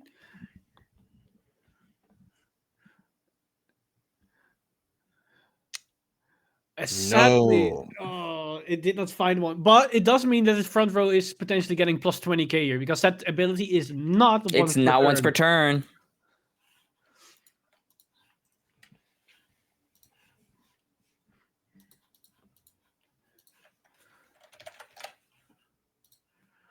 So he's contemplating. Exactly. Take your time here. You are in the semifinals here of BRO. You need to carefully plan out your attack patterns here. Luckily, no defensive coming down from Miguel here, so his attacks are being at full effectiveness. And now it comes down to, are these drive checks enough to force Mervin to either waste his entire hand or just not enough that he can deal the 6 damage? Because we know Mervin searched the Chrono Jet, so next stage is coming. All right, PG coming down here on Mervin's side of things. Let's see what the drive checks are going to be for Miguel. All right, first check. This is it. We still haven't seen his over trigger, so that could also come into play here. Oh, over trigger would be huge here. First check, Yuika. Second check. I believe that's a heal trigger. Trigger. Okay. Or it could be a crit. I think this is a heal. It is indeed a heal. But the He'll problem be going down is, to 4 damage. the heal is nice, but facing 2 Vanguards with double critical, it doesn't mean too much if you're at 4 or 5. The only thing is that if you're 6 damage to heal, that could change, but that's if. So double critical guard here. And this is a 30k, or did he put the trigger here? It's another PG. Mm-hmm. Power doesn't matter as long as you slap down that PG. It comes back to Mervin's side. Does the next stage come out? We did see him search out a Chrono Jet in the earlier stages of the game, so we might still have that ability to just Persona stride right into it. One thing I do want to note, if he goes to the next stage, his rearguards aren't going to be that impactful because that's just a GG column and that's it. So absolutely, if he can guard both Vanguard attacks, he can just take the rearguard if he doesn't hit a crit, and he could live. So he sends back one of the grade 2s. Does keep him off of being able to shield a little bit less efficiently. He's going to be using GG's skill to draw an additional card here. Hopefully, it could be a rearguard he could utilize or some extra shield value. He's possibly going to be discarding it anyway.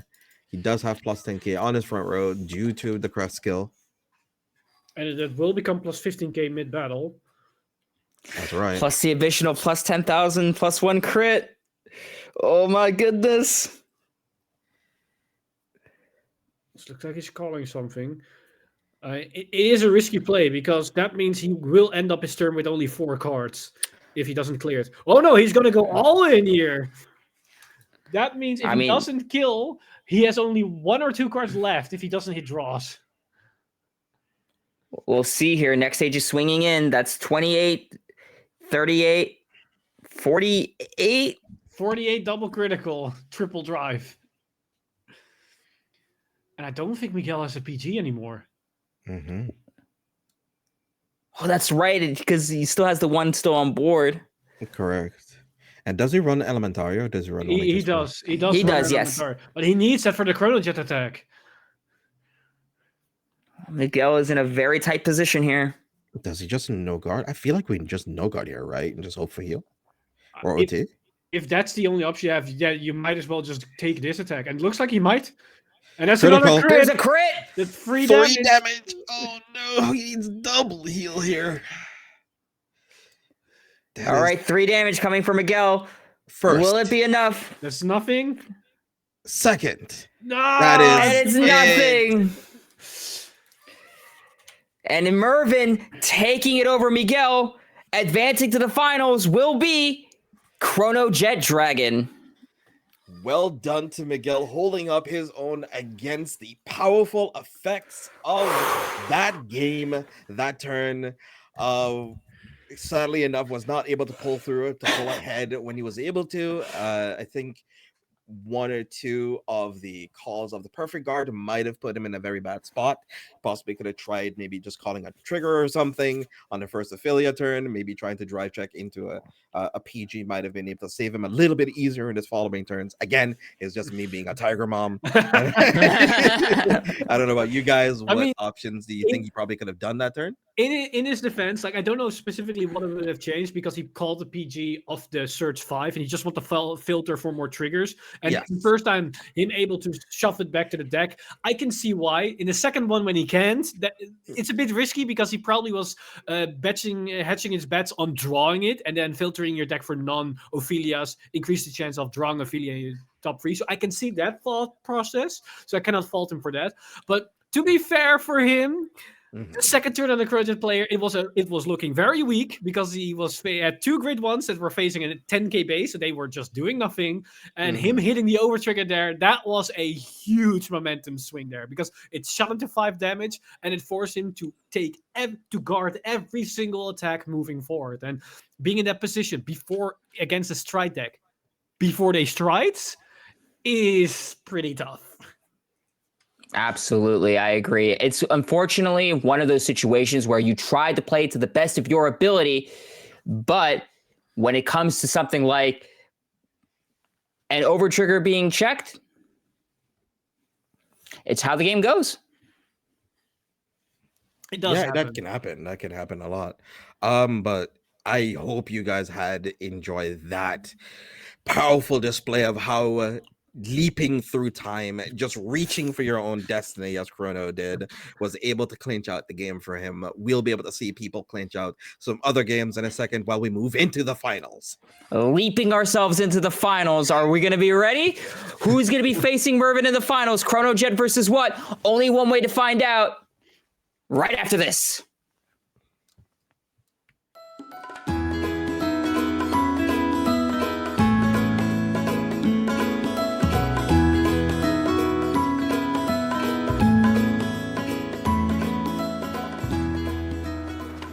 Hey Terrence. Hey Julius. Okay, first of all, thanks for joining me here with Coffee and Bushiroad series. No problem. You are the first of all our interviewees. Well, and there's a reason for that. And that's because, I think a lot of people have seen you in a lot of videos as well, especially for Buddy Fight channel, which you frequently appear, well, along with me. So, and the other reason is because Terrence you have been with us for about 9 years now. Yes. So I think you're probably one of the veterans, if not like the the person with the most experience number of years in Bushiroad right now. That's true. Yeah.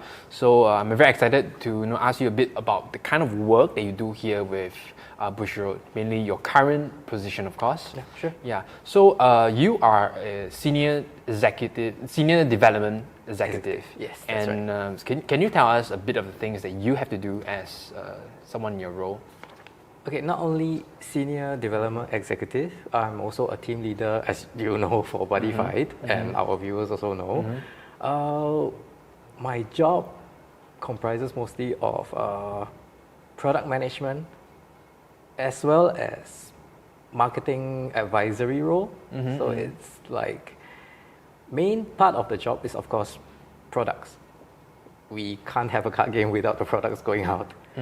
So most of it is scheduled around product management, designs, translations, and basically making sure that the product goes out on time. So I guess as team leader, you kind of have to manage everything and not just the product. Like Yes.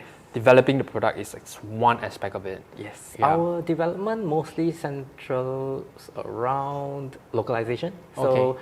Japan has their main product first, then we take the same product and try to localize it for the English-speaking community. Okay. But so just for the record, localize would mean to translate into English for the international products. Yeah. So could you tell us more about how you would go about localizing a product? Like probably take us briefly through the steps from the very beginning and to the end when it's actually printed. Well, basically, Japan needs to have their product ready first. Then we just take the designs, the translation, as in the text that they have, and do translations. Okay, then pass it to our designers. Designers put everything into what you see today as a card. Then we take the design, have it sent to the factory. Factory produces everything, including the packaging, such as the pillow pack, which we call pillow because the packs look like a pillow. And although like you made it sound like very easy, like from translating to printing, I know for a fact that it's not. You have done some products. Yeah, I know before. for a fact it's not, because you kind of like split into 3 major categories. But I know it's gonna be definitely a lot more work than that. Yeah, that was just a general description of how it is. But of course, there's many detailed steps along the way. Definitely. So during the course of your translating and stuff, what do you think is the toughest thing about translating Japanese into English? Oh, they have a lot of very Japanese-centric puns. Those are the worst things you can come across if your command of the Japanese language is not as good. What do you mean by that? They have certain puns or play on words that central around the Japanese culture. So if you were to do a localization, you try to look for something in the English language that is equivalent. You cannot just translate the entire thing as it is. If you do, a lot of players won't get what it's trying to say because they are not that into the Japanese culture.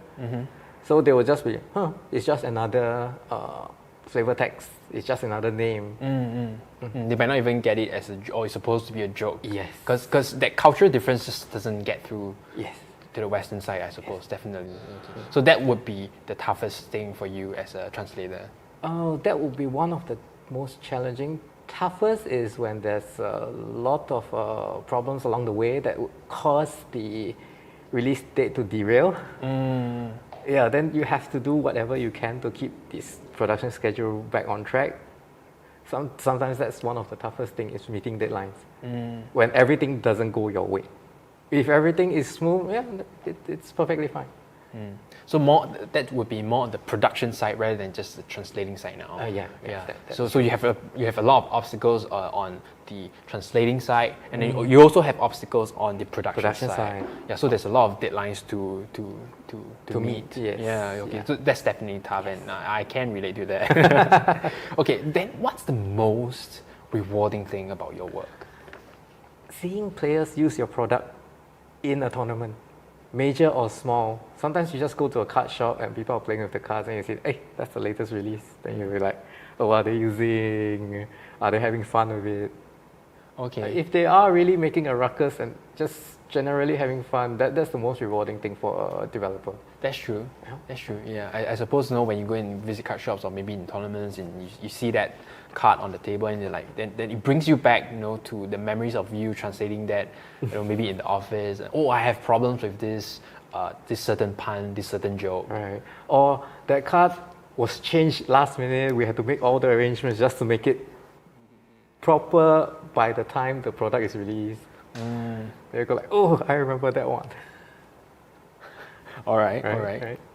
So, okay, maybe you can tell us what's your most memorable product that you have done so far. Like, probably the one that maybe gave you the most trouble, or maybe you had the most fun.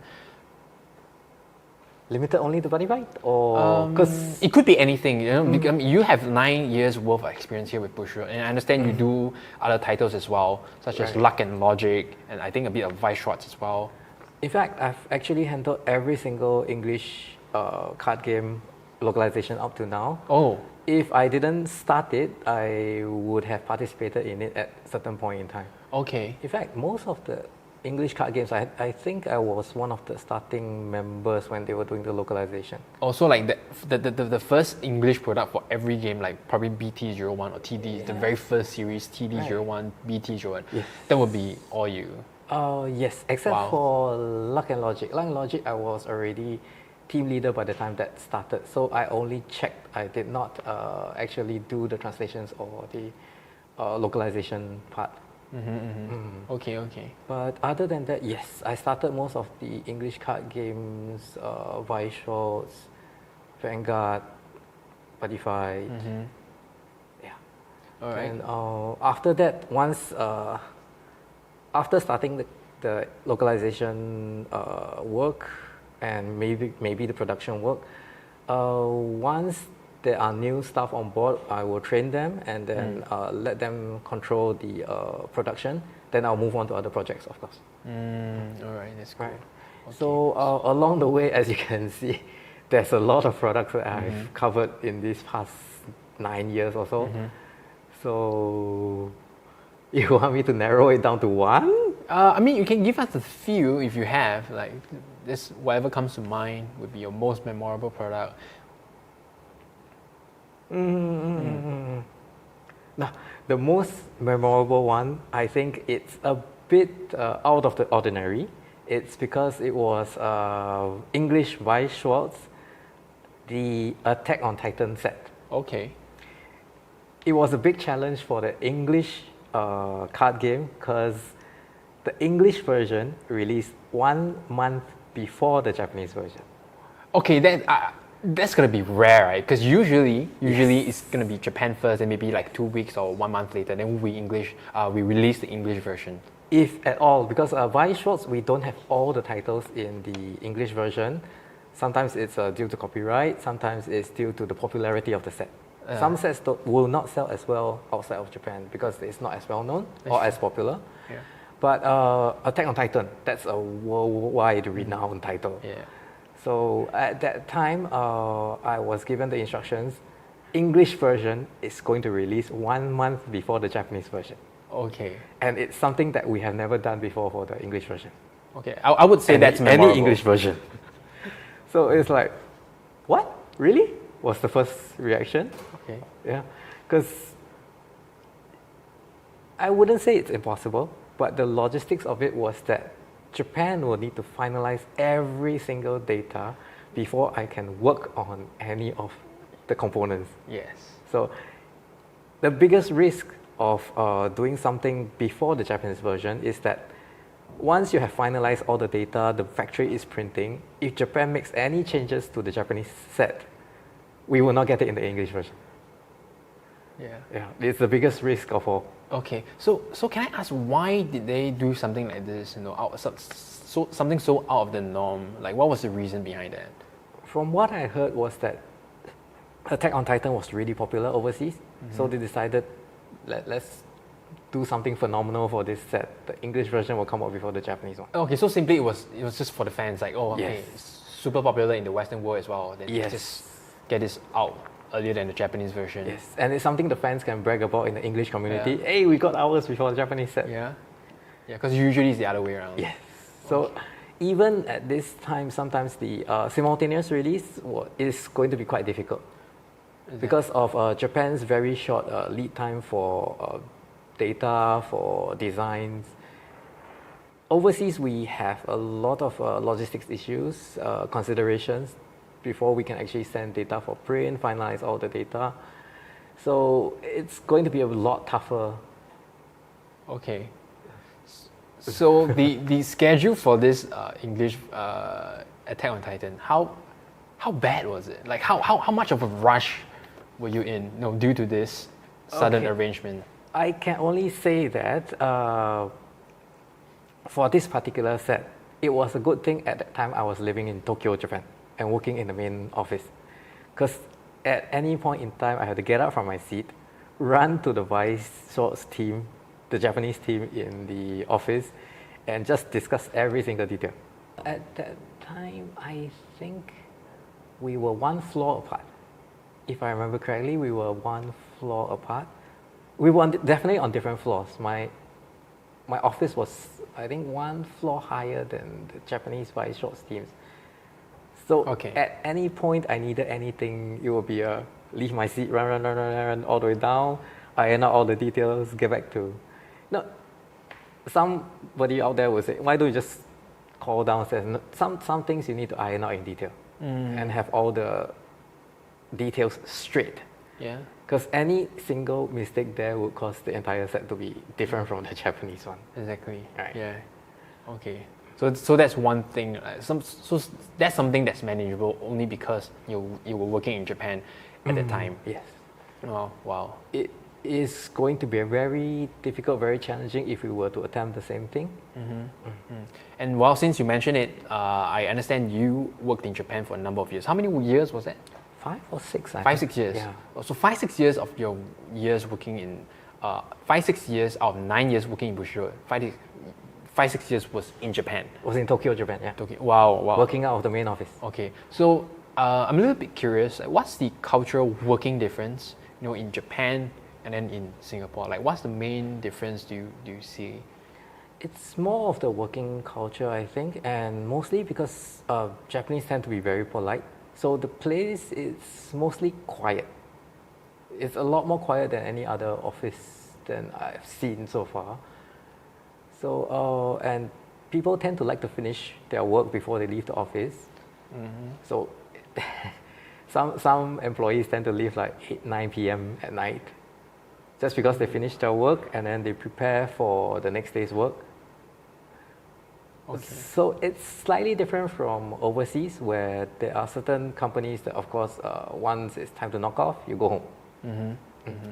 So in Japan, a lot of people, they actually like stay up later than usual. Yes, they normally stay back later just to finish up their work, which is not a bad thing, but sometimes you need time for a family.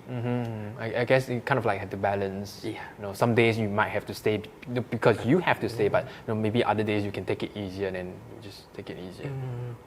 Also, just to dispel some rumors out there, that there's actually a rumor out there that says that Japanese companies, you don't leave earlier than your boss. No, that's just a rumor. Probably from very long time ago. It might have been a practice maybe long ago, but nowadays not so much.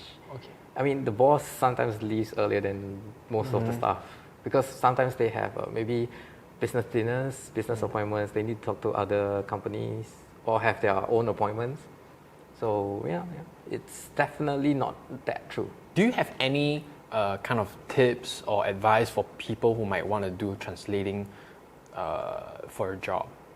Like maybe they want to be a translator as well. Maybe they hope to be working for Bushiroad one day. Do you have any advice for the young ones out there? Young ones. Yeah.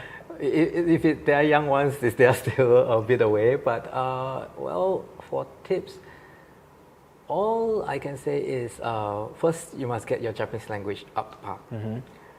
For that, you probably have to listen to music, watch shows. If you can, try practicing. If you're in a class, grab your classmates and just practice whatever language it is that you want to practice. Getting better at it is first priority.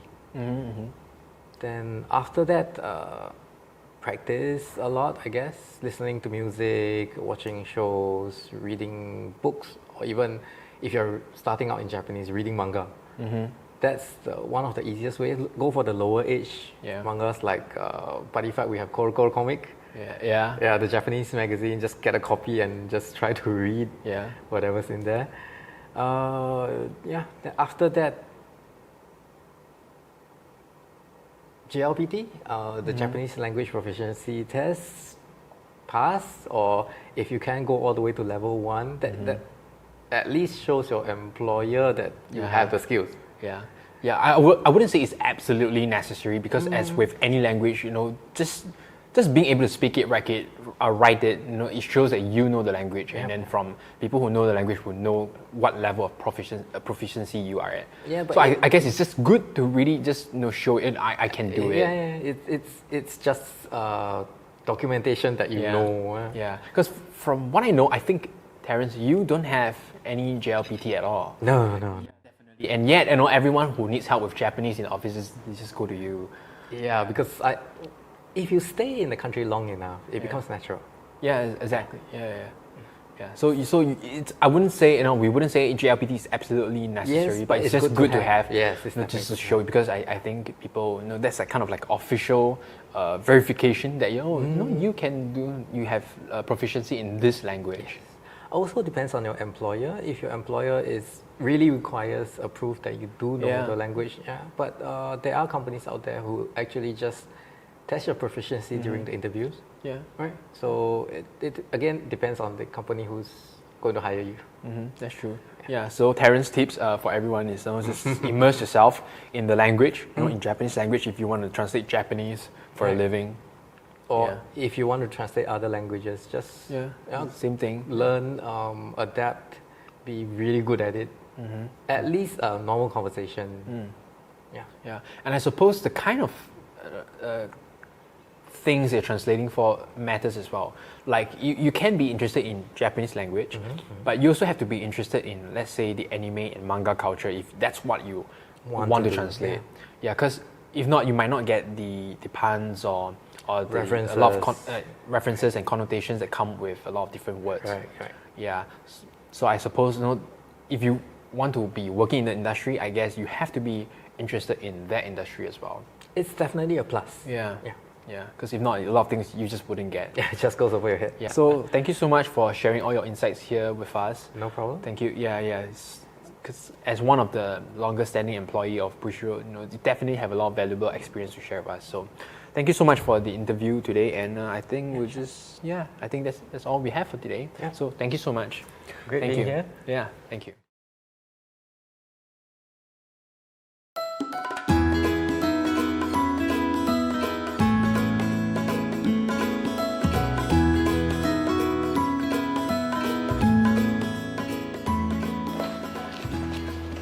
Hello, Serene.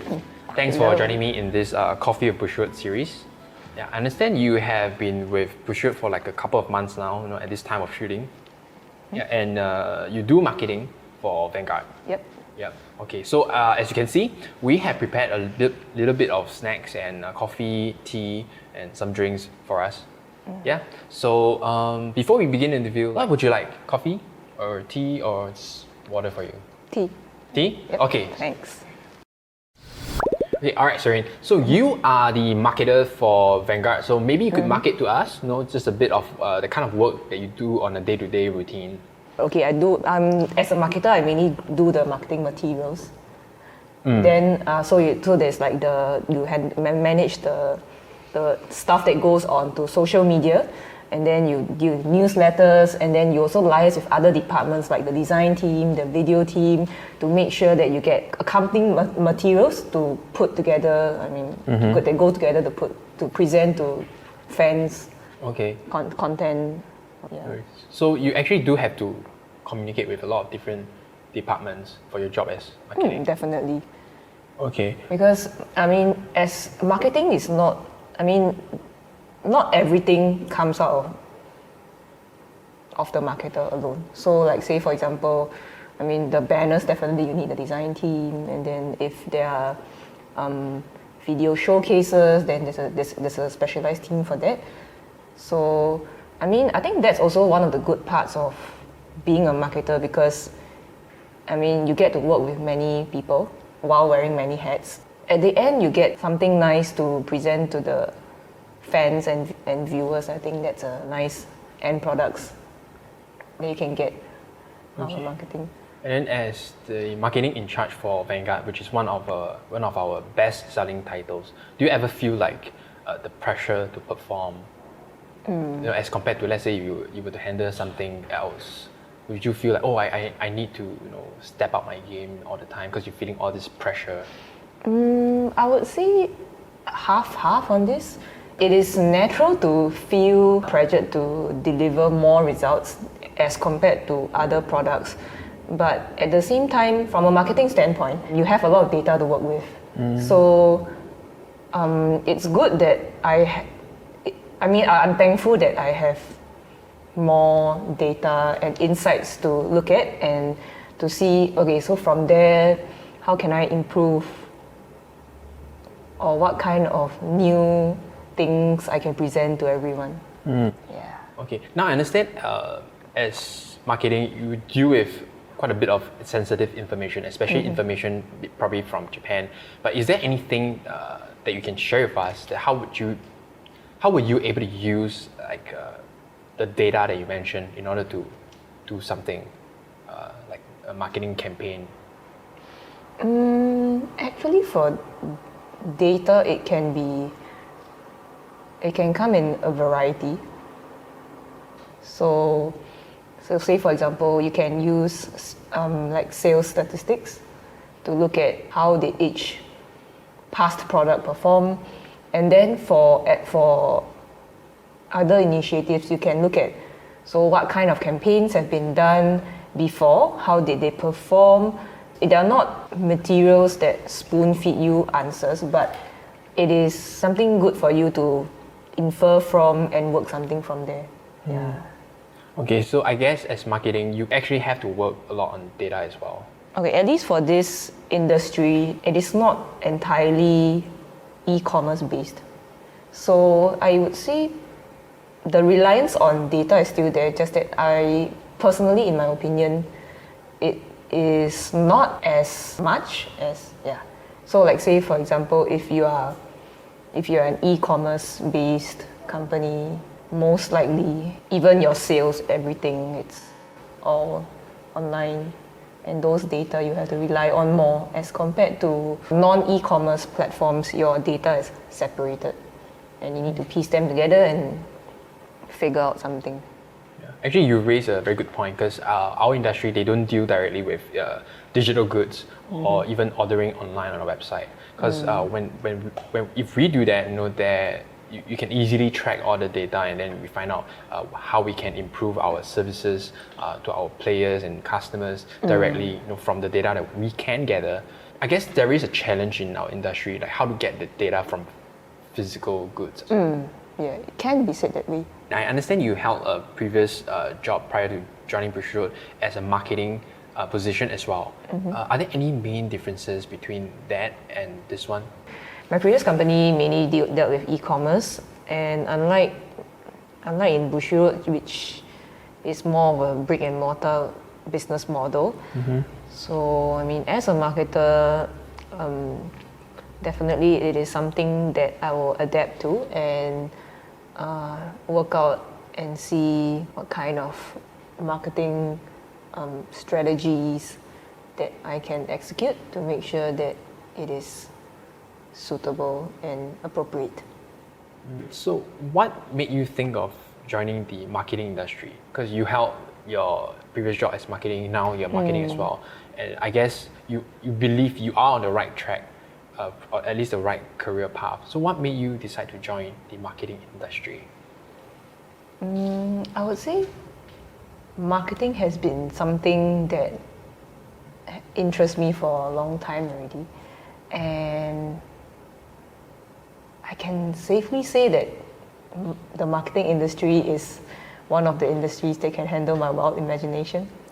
By wild imagination, you mean like you come up with a lot of creative ways to do like different marketing campaigns, hold different, I don't know, promotions or something like this. Could you define like what a few instances where your imaginations actually help you with your career? In this sense, I would say it is easier when ideas come to you pretty easily. Of course, not all are usable. I mean, they can be just really random ideas, but who knows? I mean, one day they can be useful. And I mean, of course, I try not to limit myself to certain methods of delivery and the kind of content that I can present. But of course, I mean, there are many factors into play here. So, I mean, I can be creative for all I want, but I still have to conform to the rules and standards set by the company as well. Oh, definitely. So I suppose how one would imagine it is like that the company guideline kind of like draws the boundaries, and then as long as you're within that boundaries, you're free to run wild, in that boundary. Yeah, it can be said that way. And I do agree that I think the marketing industry is a bit less strict and rigid regarding how far you can take your certain projects to. Like, it doesn't restrict too much on how you can do a certain thing. Yeah. So I think that is one aspect that I like about the marketing industry. And then why Bushiroad? Like, what made you think of joining like Bushiroad as a marketing? I would say Bushiroad to me is it plays a big part in my life, even before joining the company. Because I've been playing Bushiroad's games way before, I mean, just many years before joining the company. So, of course, when I got to know about this opportunity, I was like, ooh, why not? What were the Bushiroad games that you played before you joined? Love Life, School Idol Festival, and Bang Dream. So that mobile games. So those are the two main Bushiroad games that you play before you actually decided to join Bushiroad. Yeah. At some point, I played the Symphogear game as well, but that's only in Japanese. Yeah. Then I realized I have too many games to handle and decided to filter a bit. At some point, I would say I'm quite crazy about it. Okay. I can safely say that Bushiroad can be my national anthem. Wow. Because when you start the game and then Bushiroad, and so it's something that you hear every day, multiple times a day. Wow, that's impressive. Vanguard is it's something that I have seen people play, but I have not tried it myself. But ever since I have started on this role, I developed more interest into the card game, and I actually called up a few friends to pick up the game. Also, you actually had friends who were playing Vanguard. Yeah, I do. Wow. They don't only play Vanguard, they play Weiss as well. Weiss. But of course, I mean, that's a lot to digest in a day of Crash Course. So slowly got to sync to the new playstyle, and yeah, I'm doing my best. Do you learn Japanese because of work, or do you learn out of a hobby thing? I started learning Japanese roughly 7 to 8 years ago, purely because of interest. Just that I think right now I can count myself lucky that I'm working in a Japanese company because I get lots of practice at work. Okay, so actually you started learning a new ability, a new language out of purely interest, and now you're able to actually implement that, or in fact you managed to find a job precisely because you learned that. I would say it's a bonus. It's a bonus skill to have, because I mean, not only just work when we are communicating with any Japanese, it just makes things easier. I guess it's kind of cool to actually be able to use something that you actually like and love, and kind of make money out of it. I suppose that's a good feeling. Yeah. Yeah. Can we say that way? Yeah, you never know, because I don't think you actually thought of, I'm going to find a job 5-10 years later that deals with Japanese. You just learn it because you really liked the culture and the language. You learn it, and then 7-8 years later you actually found it to be very, very useful. Yeah. Yep. So that's cool. Yeah. I suppose that would give people out there who might be thinking of learning a language as some kind of motivation. Yeah. So what kind of advice would you actually give to someone who might be thinking of joining the marketing industry? I would say my advice not only applies to the marketing industry, because I mean, when it comes down to the field or the industry that you want to work in, the most important thing that you should have is interest and passion. Otherwise, I mean, it's not going to work as well as when you have it. Of course, don't forget to have fun while you're at it. I guess you can do anything you might not have interest in, but why force yourself? So if you do something that you're interested in, it makes life more fun. Okay, Serene, thank you so much for joining me today. Thank you so much. All right.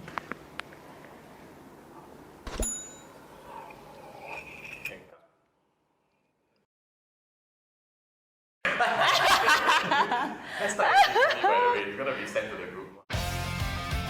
バンダリガールズバンドパーティーポッピンパーティーキラキラドキドキしたいなアフターグロー今日もいつも通り行こうパステルパレットみんなで最高のステージ Welcome back, everybody, to the finals of the Bushiroad Rumble Online 2023.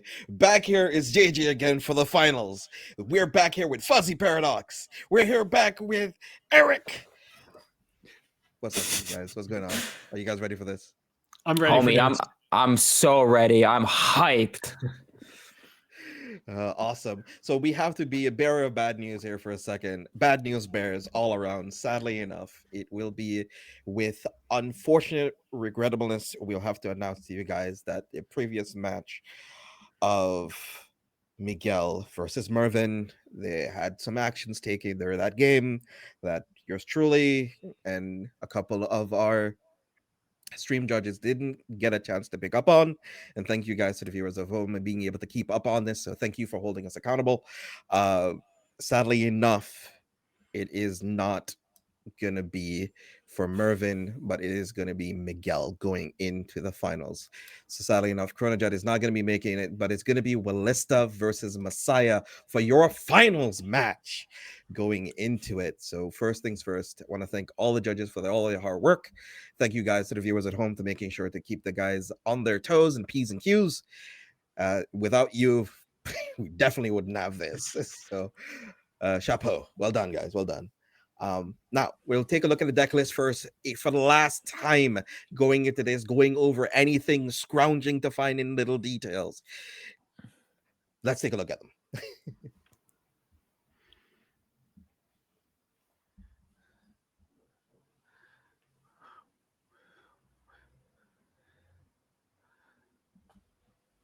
Alrighty, so first up we have Miguel with the Wallista deck that we have seen, the tried and true, the best, what people consider this format. And of course, we saw it earlier on stream, and we'll see if it's able to take him all the way to the top. Yeah, one thing to note about this particular list that we see with most other Ballista lists is that most of them don't really use the effect heals here. And Miguel is using these effect heals, and they might come in handy with this particular matchup, as Messiah does have inherent crit pressure. So this could be something that could be useful for Miguel. Awesome. So let's also then take a look at Mohammed. It's a stock list tacked out with 2 options into a particular matchup that might help it into this finals. Now we have Mohammed. Fuzzy, what you got for us? Oh my God, I am so excited. I think you guys remembered earlier on stream, I said, what did I want to see in the finals? And I said, I'd love to see Messiah. And here we are, Mohammed, undefeated, if memory serves, top of the bracket, day 1, coming all the way to the finals with this Messiah deck, with only a few changes as well. Right? This is just a nice stride deck set right out of the box. Couple Makanis, couple effect triggers. You're good to go. And playing it to at this level, you'll love to see it. Also, a relatively stock list as well. Is there anything else, Eric? Anything you can scrounge in your mind? Maybe play how to play the particular matchup out, or any other information you can give us? Honestly, I basically what Mohammed have been doing this entire tournament. Just keep doing what he's doing, and he probably will succeed in coming on top here. Because as so far, I think he only dropped one game in yesterday, but hey, he managed to the finals. He's doing something correct. So we just, I will say, leave it up to him because he's probably more of an expert playing this deck than I ever be.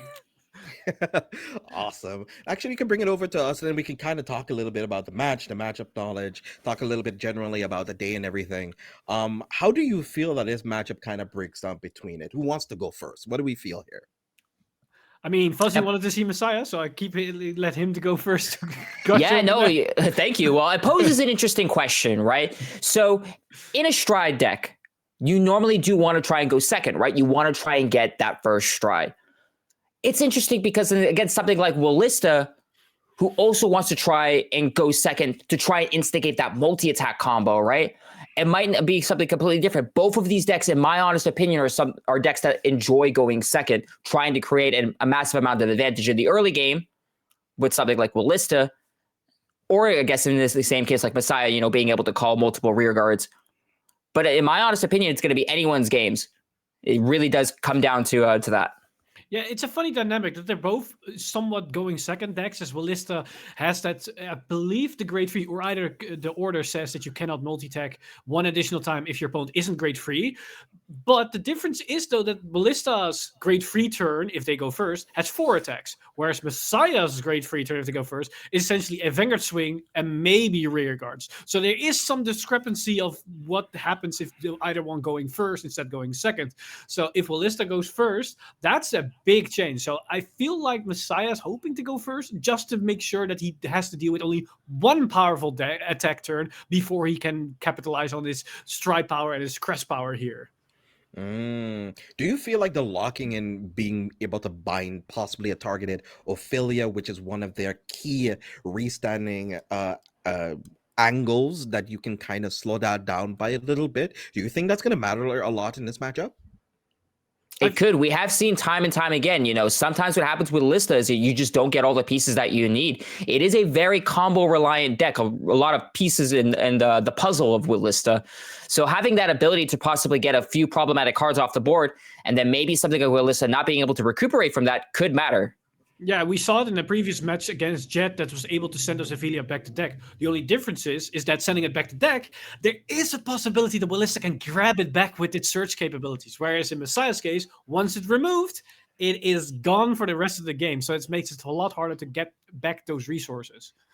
But let's not even keep on talking about this before this vivid memory is gone from my mind. I want to see these games and how it turns out. Let's go. Bushiroad Rumble Online, your finals. Miguel V from the US versus Willista versus Mohammed playing Alter Ego Messiah. Let's get it. So it looks like Willista's going first, so that's going to be a bit tricky for Mohammed to deal with that early aggression once Willista's setting up for the first grade 3 turn. And being able to discard the cycle card immediately, that's a good start for Miguel. Just drawing into combo pieces as fast as possible here. Yeah, on one hand, you're right. He is going to have to deal with a lot in the early game, but at least Mohammed does possibly have that ability to get into his stride as soon as he rides up. So swinging here for 8,000 into his opponent's Vanguard. See if they're going to get a drive check here. Nothing. Looks like a no guard. All right, going back to Miguel's turn. Now the question comes, do you think he's going to go for an aggro play here on his grade 2 turn? I don't see why not, to be honest. What do you think, Eric? Honestly, if he has the option to do that, yeah, why not? But he needs to be careful with it by not overextending, because you don't want to leave your vulnerable pieces that early on. Because at the same time, if you cannot put those grade 2s that you put to the front here, or maybe grade 1s with boosters, if Mohammed hits just one defensive trigger, then you just wasted cards on the board that are now vulnerable for other attacks. To note, by the way, he ended up using a crit trigger to put the soul off of the ride line grade 1, which allows him to search for his grade 1 order here. That allowed him to get the additional draw possibly off of the Genkop per turn, because he'll be able to draw another card, gets additional plus 5k. Yes, exactly. Proof of hard work, Willista. You can when it's being rode upon, you can choose a card from your hand to soul charge 1. He soul charged to crit. So he possibly can be digging for a little bit of extra rear guards here to possibly commit something to the board this exact turn. So he might be listening to you, Eric. So we'll see. He might be listening to you. He's tapped into his headset. I know, right? All right, driving to another gem. This is really good for him. Oh, and he doesn't get punished here because this is what I was leading towards with the defensive trigger here this early on. But note about him putting the critical trigger to soul, that gives us insight to two possibilities here. Either his hand is cluttered with a lot of triggers, so he has no choice, or his hand is full with combo pieces, and he's like, you know what? I don't mind losing the shield value this early on. I'm going to keep these combo pieces for next turn when I can pop off on my great free turn here. All right, attacking for 10k into his opponent's Vanguard. Awakening Messiah, one of the strongest combo pieces out to the stride set. How do we feel about this card overall? Like, how important is it to the Messiah strategy to have this card in the deck? I mean, it does a lot for the deck, right? We have to consider an additional plus 10k power. Power columns are very important in this deck. I would say it's a very key piece. Like, it's an interesting combo card for Messiah in a way that it allows you to always get advantage of your stride skill, because unlike Chronojet, Messiah's stride skill demands you to have a rear guard. And thanks to that ability, no matter what, the first stride, you will always be able to activate that stride skill. And then on top of that, it then combos off by putting more power on the board. So it's an interesting card that at least makes your first stride as consistent as possible. But then the later turns, if it sticks on the board, it just keeps accumulating power and power and power. And who knows? Maybe some players might try to incorporate Refurbishment Dock, and it starts to become a booster on top of that. Oh, that would be so spicy to see. One thing I do want you guys to also take a eye on here is that he used the gem card from his hand to discard for his ride, but he didn't discard an additional card to get the gem card back. What do you think that is? I think that might be because he has another gem in his hand, because we already saw him search one. Then he saw dry check another one, I believe, or draw somewhere. And there is an issue if Willista is bricking on these gems, because, yeah, they're 0 shield, so you're starting to farm a fake hand. So why not just get rid of those cards and just leave them where they are if you already have other cards that you need? So that could be a telling sign that his hand maybe he's filled with those gems a bit. Absolutely. No, for sure. I think the ability to search and, recuperate your gems is definitely very strong. But if you're drawing into a lot of them, you want to try and maybe get something that has a little more shield value for a potential crackback turn on Muhammad's end.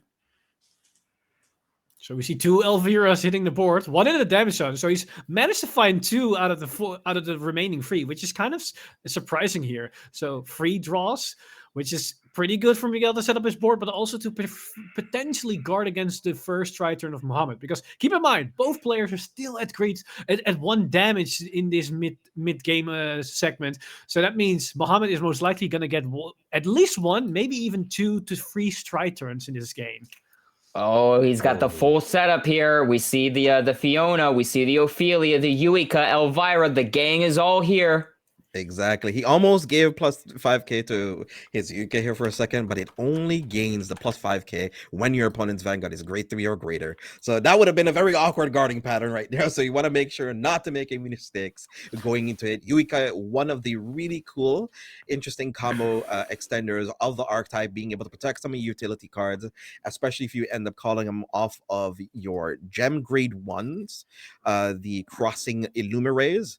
So you're being able to use that from your Festi call, and also being able to get back any potential shields or PGs and stuff gives you a good way of being able to deal with it.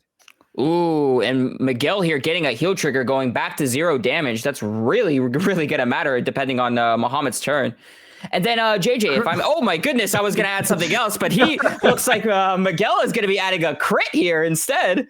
Heal trigger for him. He's going to be healing here. What was the question you're going to ask? What's up?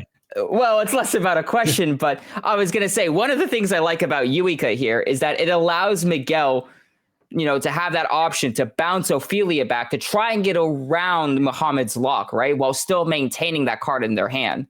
Yeah. But, if you check triggers instead, I guess that's pretty powerful too. One thing to keep in mind, because he healed, he only could have dealt 3 damage here because he couldn't use the damage to counterblast to restand that Ophelia. And also, to add on to it, he can't get he can't use the Yuka to get the Ophelia back into hand, so it's going to be possibly gone here. So this could be actually a very big pivot turn for Muhammad right now. He is currently on 3 damage, but that 3 damage might not matter if that Ophelia is going to be gone to the wind. Wow, you guys are so right. On one hand, yes, it's nice to heal that damage, but I think Miguel really wanted that counterblast. So it's going to be calling Gogo Makani. It's going to be soul charging of the on-play skill and also soul charging itself into soul to call another Makani, but he's not playing Chaos, so he's not going to be able to utilize the secondary effect of that skill. But it's really nice to see him being able to make use of a lot of like generic archetype support that I've really liked a whole lot with Overdress. I like this turn that Mohamed's now making. He's now using this opportunity to control the board, but also to potentially draw a significant amount of cards, because he just soldiers 2 extra cards, and he can potentially, at the end of the turn, Soul Blast 5 to draw 5 cards here, if he's wished to do that. Exactly. He's currently actually ended up calling a Destiny dealer here. So it's not really an extra attack extender like a Rest of Messiah or anything like that. It just seems to be a very generic grade 1 turn. He does have a Rest of Messiah column already, so that's going to be attacking for 23 by itself. It's going to be kind of blasting 2 and unlocking some of his regards here off of the skill of Amnesty Messiah. So this is just going to be a high octane turn here from Muhammad. So it looks like absolutely. It looks like that Muhammad at this particular stage decided to, you know what? I don't need to draw 5, but 4 is great. So at least give me that extra attack. And that crit. Oh. Let's see what else we get here. Heal on top of it. Heal. Oh my gosh. First heal trigger from Muhammad. my God, Crit on top of it. Oh. Crits are flying today, or triggers are flying today, ladies and gentlemen. Only here on BRO Finals. Triggers flying, ladies and gentlemen. Miguel being pushed to 3 damage. Okay, so let's count out the power here, how much this Destiny dealer has. So it gets the +5. It has 2 additional triggers that it's gotten before. So it's currently swinging for about, what, 33 at the moment? Yeah. It's just about. And there's the additional trigger that he got from the heal trigger. He drove 3 triggers this turn, 1 heal and 2 critical. So that awakening, that Arrested Messiah is going to be swinging for 23, maybe 33. 33, maybe 43. These are huge columns here. And now suddenly it looks like that Miguel's earlier heal into crit might be backfire him here, because of that, not only Muhammad is getting able to capitalize, but also Miguel is losing all his combo pieces here, which would actually have been safe in his hands if he was able to restand and use the Eureka in the back row there. Absolutely. Miguel's going to have to try and carefully guard out here. He knows what's going to be happening. That Ophelia that he has is going to be sent to the bind zone. He's going to have to find some way on his crackback turn to find key pieces he's going to need to respond to Muhammad's aggression here. So let's see. Do we go to 3 or do we go to 4? I'm a 3 person, I feel. Like, even if it does cost me a little bit of extra cards, maybe, I don't know, 30k shield or so, I think I'm willing to compensate that to try to keep me in this game. No, I agree with you there, JJ. Staying at 3 damage seems a little smarter here, especially if you know you have a potential crit coming out of Muhammad's following turn. You know, the difference of being at 4 to 3 is very important. That is a heavy overguard he's doing there, because that's 48k amount of power that he's guarding for a 33k attack. So it's not gonna cost him cheap, this staying at 3 damage here. There we have Muhammad being able to draw 4 cards off the Generation Break skill of Messiah. But just drawing cards, both of them. Tit for tat. There's going to be tit for tat. So now we have a Persona right turn going off for Miguel. So he's going to be able to draw off of the Persona right, possibly discard a card to get a gem. If he happens to have a cycle card, which he does end up discarding, he does indeed. He's going to get his gem back and draw an additional 2 cards. He said, you know what, homie? Let me copy your homework real quick. So you like drawing? No, we like drawing. You draw, we draw. It's actually interesting, right? When you think about it, both of these decks, multi-attack, lots of pressure, and draw power. Definitely. And one thing also not to sneeze at too is possibly its on-play skill of giving your Vanguard a skill to give 5k to your front row units. You can create like very awkward attack angles for your opponent to have to contend with. So it looks like he's going to use the gem here. So thanks to those Elvira's, that's another free draw. So he draws like a significant. Oh no, this is top 5 check effect. Yeah, this top 5 here might actually matter. I think he's going to try and fish for an Ophelia here. Mm-hmm. Let's see what the calls are going to be. And even in case if he doesn't find it, because he's filtering his deck, there's going to be the Blanche to have the extra 5k power. If he draws now, he's increase the potential of hard drawing into the Ophelia here. So he could still get full combo if he's a bit lucky with his next couple of draws. Absolutely. We do see the Valshan. We do see the Ramona coming down as well. Still a very key card, if I do say so myself. But the key card we're going to be looking for here is Ophelia. It allows him to get the plus 5k from the on-play skill from the Blonde. We also have the plus 10k from Ramona. It has not activated the order yet, which is the Crossing Illuminaways. I'll read the skill out for you guys at home for a second. So you can play this card if you only have a Ballista Vanguard. You can play this card. You can put this card into your soul to draw a card to choose one of your Vanguards until the end of the turn. It gets plus 5k. If your Vanguard is grade 3 or greater, it gets an additional skill of attacking when your Vanguard attacks. Counter blast 1, soul blast 1. You could choose a grade 3 Ballista from your soul, one of your rear guards, and restand it. You can't play any following orders.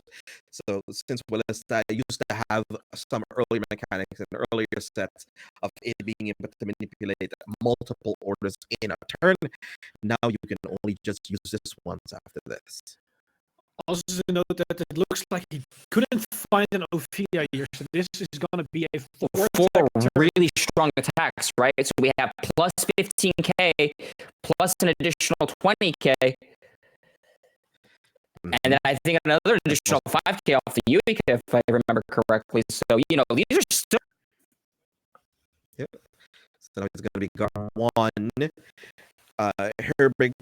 Her big claw allows you to get a plus 5k shield if you happen to have a Messiah Vanguard. He's going to be attacking here with the Ballista, who's going to be huge right now at the moment. So it's going to be 21 fight heals coming out right now. Back and forth. Location. Oh no! Critical trigger on top of it. We keep trading crits and heals today. All right, 2 damage coming down. Second Double PG in the damage zone. That's good news for Miguel because now he can assume there's probably maybe at maximum 1 PG in that hand size of Mohammed. Wow, what a turn of events. I mean, Muhammad does have like a very healthy hand. He draw like an additional 4 cards plus drive checks. That's already 7 off the bat, plus the cards that you've got left with for the turn. So he possibly has a range of between. He should be able to healthily stay at, whatever you can call healthy. He can still live at 5 damage, possibly. So he's currently just counting up all the numbers here right now. So hopefully you guys can do it with me because I can't count. Team 28 off Persona Ride, another 5k off of the additional skill here. So I'm counting somewhere between 38 or 43. I think somewhere in the ballpark of 43 sounds right, yeah. I think so as well. It looks like he's going with that. No! PG! And the over trigger out as well. Only has to worry about 1 Purified Guard in rotation somewhere. There's no over trigger. There already been a lot of heals and crits being flown from both players. So yeah, this could be hairy. Like Muhammad is going for it. He might be going for Excellence this turn. Into farm again, going into Amnesty. But I think Excellence is probably one of the ways that I get back into this game. Absolutely. I mean, you're looking at Muhammad's side of the board, right? 3 very high defensive cards as well. Let's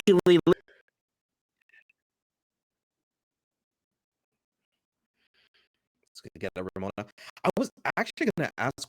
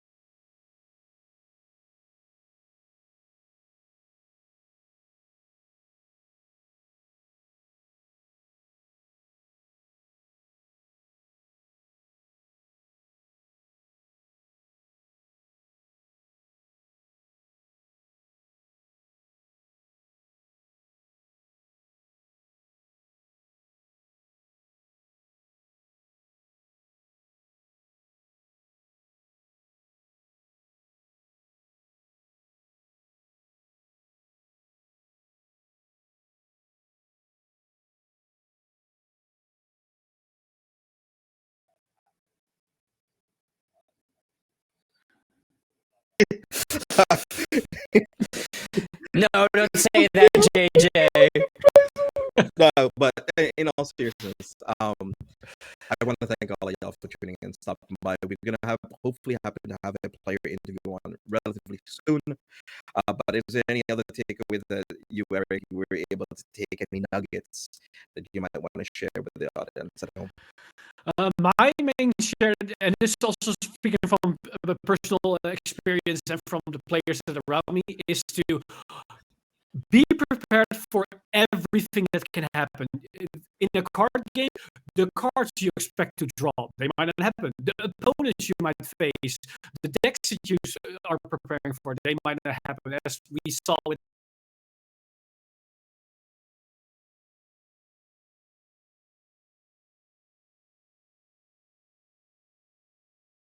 it for hours and hours, and like I explained with the Zorga matchup, that fatigue can come in at some point, and you need to be able to combat that to be on your A game for hours and hours on end. So be prepared for the unexpected, and be prepared for playing for hours on end. Yeah, definitely. No, I would say, while being prepared is definitely a main thing to keep in mind, also remember, treat yourself as well. You have to take a water break. If you eat a snack, take a snack. Just treat yourself correctly as well, because while it may be fatigue, there are ways to help out, to say the least. Definitely. I like mental fatigue, but also making sure that you are remembering a lot of your skills and effects, because even us, right, we are the peanut gallery. We're going to be missing some things here and there. We're going to always be trying to figure out like what the next game plan is. So it's just always a bunch of future sight stuff, and never really thinking of the immediate moment, always thinking of like what possible futures could always happen, which can always happen when you're doing commentary. So of course, commentary curse can always happen, which is one thing we will as we're going through this, it's always one thing that'll always come up. But I appreciate people at home being patient with us and being able to enjoy the gameplay nonetheless. So hopefully we'll be able to get some of these things that we're going to be resolving soon in a second. Then I think what I like a whole lot about Vanguard overall is just that you being able to bring player from America and then another player from like halfway around the world to play against each other and not have to leave your home, and playing in a BRO is such a beautiful experience to me. Yeah, it's really connecting the interplanetary. Well, I don't know the right word, but basically the whole international, Eric. Come on, don't you know English? You European. No, basically connecting all the player base together to enjoy this one hobby that we have, like being able to sit here in my room and yet say, "Hey, I'm with Fuzzy," and he's also sitting in his room, but he's in Europe right now. Like, yeah, exactly. Yeah, that's right. Europe, totally Europe. No, but of course, if this is an experience that you enjoy and you want to have more of it, well, guess what? You can. There's BRO coming up for the premium format. I'm sure a lot of us are excited for that. And if you want the real life experience too, you can have that too with the Bushiroad Championship Series happening now, literally weeks away from our first event. I'm super excited to see some results from that. And then, of course, we have Worlds happening later this year, which is, much like BRO, but IRL. Okay, awesome. Thank you. So we just recently explained just now that there was multiple occasions of, unfortunately, our previous combatant misrepresenting numbers, and we already came to the discussion point that unfortunately ended up getting into a game loss. So we do have Miguel here, who's going to be up for a player interview since he ends up winning due to that. We'll be getting a player interview. Unfortunately, he does not want to show his face. He's a little bit camera shy, but we hopefully should be able to get an audio conversation with him going, and it'll be really interesting to hear what his own thoughts were about the event, what his feelings were. I am very happy to hear that. So we can hopefully get them on soon, or we probably can maybe bring them on after a break or something. So we'll see how this turns out. Is there any other things from this event you guys have felt like, oh wow, I would have liked to seen that face against each other, maybe in one of the feature matches? I mean, I said it before at the beginning of the day. I wish I saw Sora go against Eva. I mean, as a man that asked for Messiah, I got to see Messiah. I'm happy. I'm content. If anything, this just makes me more excited for the BCS season. It makes me more excited to play some standard. But is there any like shop challenges you guys been turning up for yet, or no? Sadly, I've gone to a few. I couldn't sadly participate because with my work schedule and other stuff that I've been doing, it just didn't time. It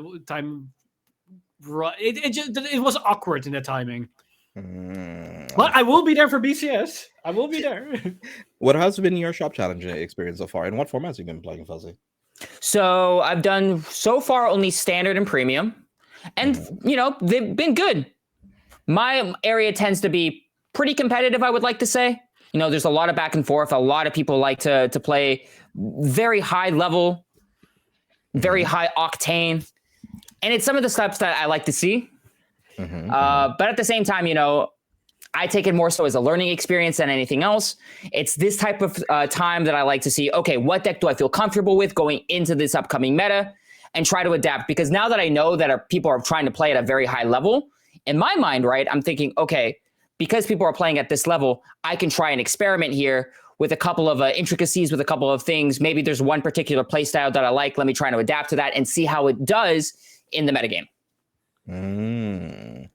I've also, just like Eric, not really been able to go to a lot of events as well, since I've been playing a lot of the Bushi promoted games like Shadowverse Evolve. Since it's being promoted by Bushiroad, I've been able to hopefully get a little bit of games in with friends and stuff. So that's been a very interesting experience as well. Not taking away from Cardfight. I love Cardfight a whole lot, but I really am excited to see a lot of the new IPs that Bushiroad is going to be promoting and pushing out into next year, especially with the last mail that we have gotten from Kadani, I think in the middle of the year or so. I think earlier this year or somewhere late last year, where he was talking about it. He wants to make the game a little more internationally and promote it for a larger audience. I'm very excited to see the future of that, to say the least.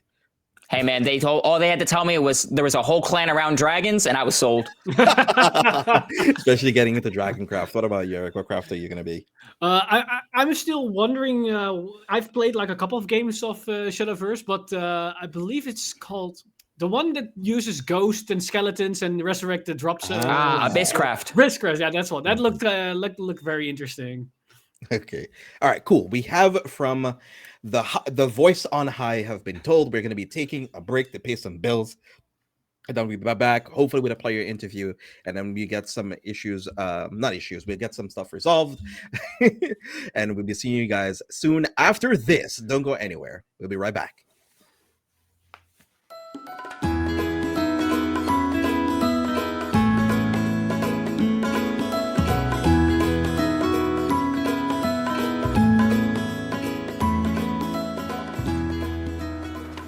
Hey Terrence. Hey Julius. Okay, first of all, thanks for joining me here with Coffee and Bushiroad series. No problem. You are the first of all our interviewees. Well, and there's a reason for that. And that's because, you know, I think a lot of people have seen you in a lot of videos as well, especially for Buddy Fight channel, which you frequently appear, well, along with me.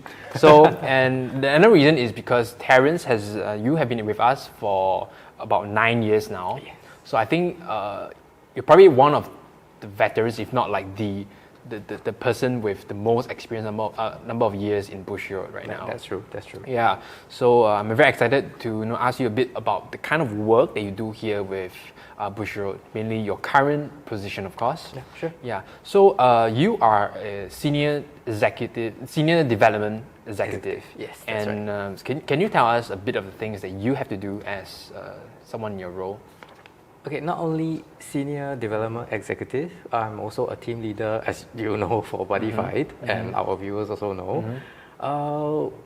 My job comprises mostly of product management, as well as marketing advisory role. So it's like, main part of the job is of course products. We can't have a card game without the products going out.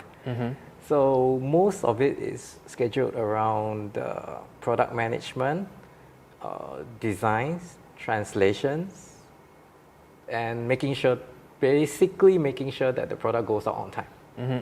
So I guess as team leader, you kind of have to manage everything and not just the product. Like Yes. developing the product is like one aspect of it. Yes, Yeah. our development mostly central around localization. So Okay. Japan has their main product first, then we take the same product and try to localize it for the English-speaking community. Okay. But so just for the record, localize would mean to translate into English for the international products. Yeah. So could you tell us more about how you would go about localizing a product? Like probably take us briefly through the steps from the very beginning and to the end when it's actually printed. Well, basically, Japan needs to have their product ready first. Then we just take the designs, the translation, as in the text that they have, and do translations. Okay, then pass it to our designers. Designers put everything into what you see today as a card. Then we take the design, have it sent to the factory. Factory produces everything, including the packaging, such as the pillow pack, which we call pillow because the packs look like a pillow. And although like you made it sound like very easy, like from translating to printing, I know for a fact that it's not. You have done some products. Yeah, I know before, for a eh? fact it's not because you kind of like split into 3 major categories. But I know it's gonna be definitely a lot more work than that. Yeah, that was just a general description of how it is. But of course, there's many detailed steps along the way. yeah. Definitely. So during the course of your translating and stuff, what do you think is the toughest thing about translating Japanese into English? Oh, they have a lot of very Japanese-centric puns. Those are the worst.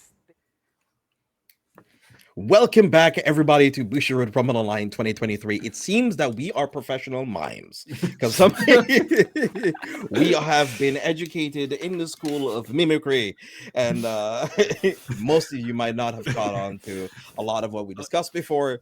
But short, the long and skinny of it is that Miguel versus Muhammad match, sadly enough, was rated as a no contest since Muhammad previously during the games and during some of the matches previous rounds, sadly enough, had misrepresented his power. I mean, it happens to a whole lot of people. He's playing at possibly like 4 a.m. right now at the moment, or 12 in the afternoon, like playing at ungodly hours right now. And the same goes for Miguel, who's also playing bright and early. Fuzzy will attest because he's also European. He can tell you playing it early out of the morning, you can create situations where you're not thinking straight, not counting numbers correctly. So it ends up with Miguel being the overall winner of this Bushiroad Rumble Online 2023 Standard Edition Europe. He unfortunately is a little bit camera shy, so he can't really be seen on screen at the moment. So we will have an audio interview with him. Guys, I asked you guys this before, but how did you guys think of the overall event, this tournament? How do you feel like it all went out and how did it all play down? I mean, disregard the minor hiccups that we experienced today. Overall, the tournament experience and what we've seen so far, it's been a surprise. Like the fact that we entered top 8 without any Gandivas, the fact that we have like the lone Eva holding the fort of decks that they're trying to compete the meta, and then of course Zorga, Messiah entering as well. It's been an interesting mix of array of decks, and day one with all the feature matches that we have, a lot of exciting stuff. And even though the finals we couldn't see the conclusion of it, the beginning part, man, was it explosive with all the triggers. Like that is like the epitome of what I would say a Cardfight Vanguard match. Just triggers going left, right, and center, and then swinging the momentum one way, and then the pendulum swings the other way, and back and forth and back and forth. Absolutely. I have to agree with Eric, actually. It's like that high octane back and forth action that I love to see when it comes to Vanguard as a whole. But yeah, it also just makes me really excited for the BCS season, right? It makes me want to play Standard so badly. And I'm just excited for the season. I'm excited to see what's going to be coming next. I too am as well, since we have the November edition of Bushiroad Rumble Online, which is going to have premium. So if you guys liked already seeing a little bit of Messiah, a little bit of Chrono Jet, and you guys want to see more of that, be sure to tune in on that when that happens to come out in November. And there's also the BCS season you guys can go to. There's going to be awesome content creators who's going to be appearing there. Maybe you might see a Fuzzy Paradox. Maybe you might see a Mr. Time Leap show up. Who knows? You know, never know.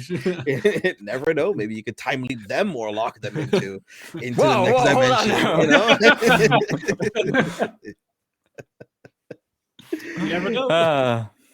Yeah. Nice. It's gonna be really cool. So we'll see whether or not if the interviewee is ready to go. I hope he should be. Then we can get them on and see what his thoughts were on this event.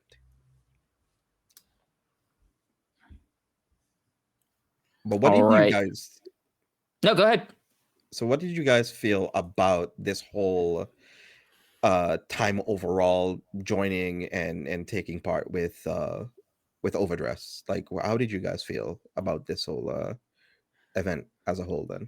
I mean, Overdress as a whole, in comparison to this event and just the format in its entirety, has been a very interesting ride. As the earlier, the first set was an immense explosion of popularity, and then we had the first couple sets where people were a bit awkward with Bruce and Bastion. Yes, I have. But then suddenly, with the last couple of sets, things have been changing rapidly with the introduction of Grade 4s. Then we had another new trial deck sets that have introduced like Youthberg and Leonard and other strategies, and then randomly out of nowhere, we've got the first introduction of a grade 10, and now it's suddenly becoming a grade 11.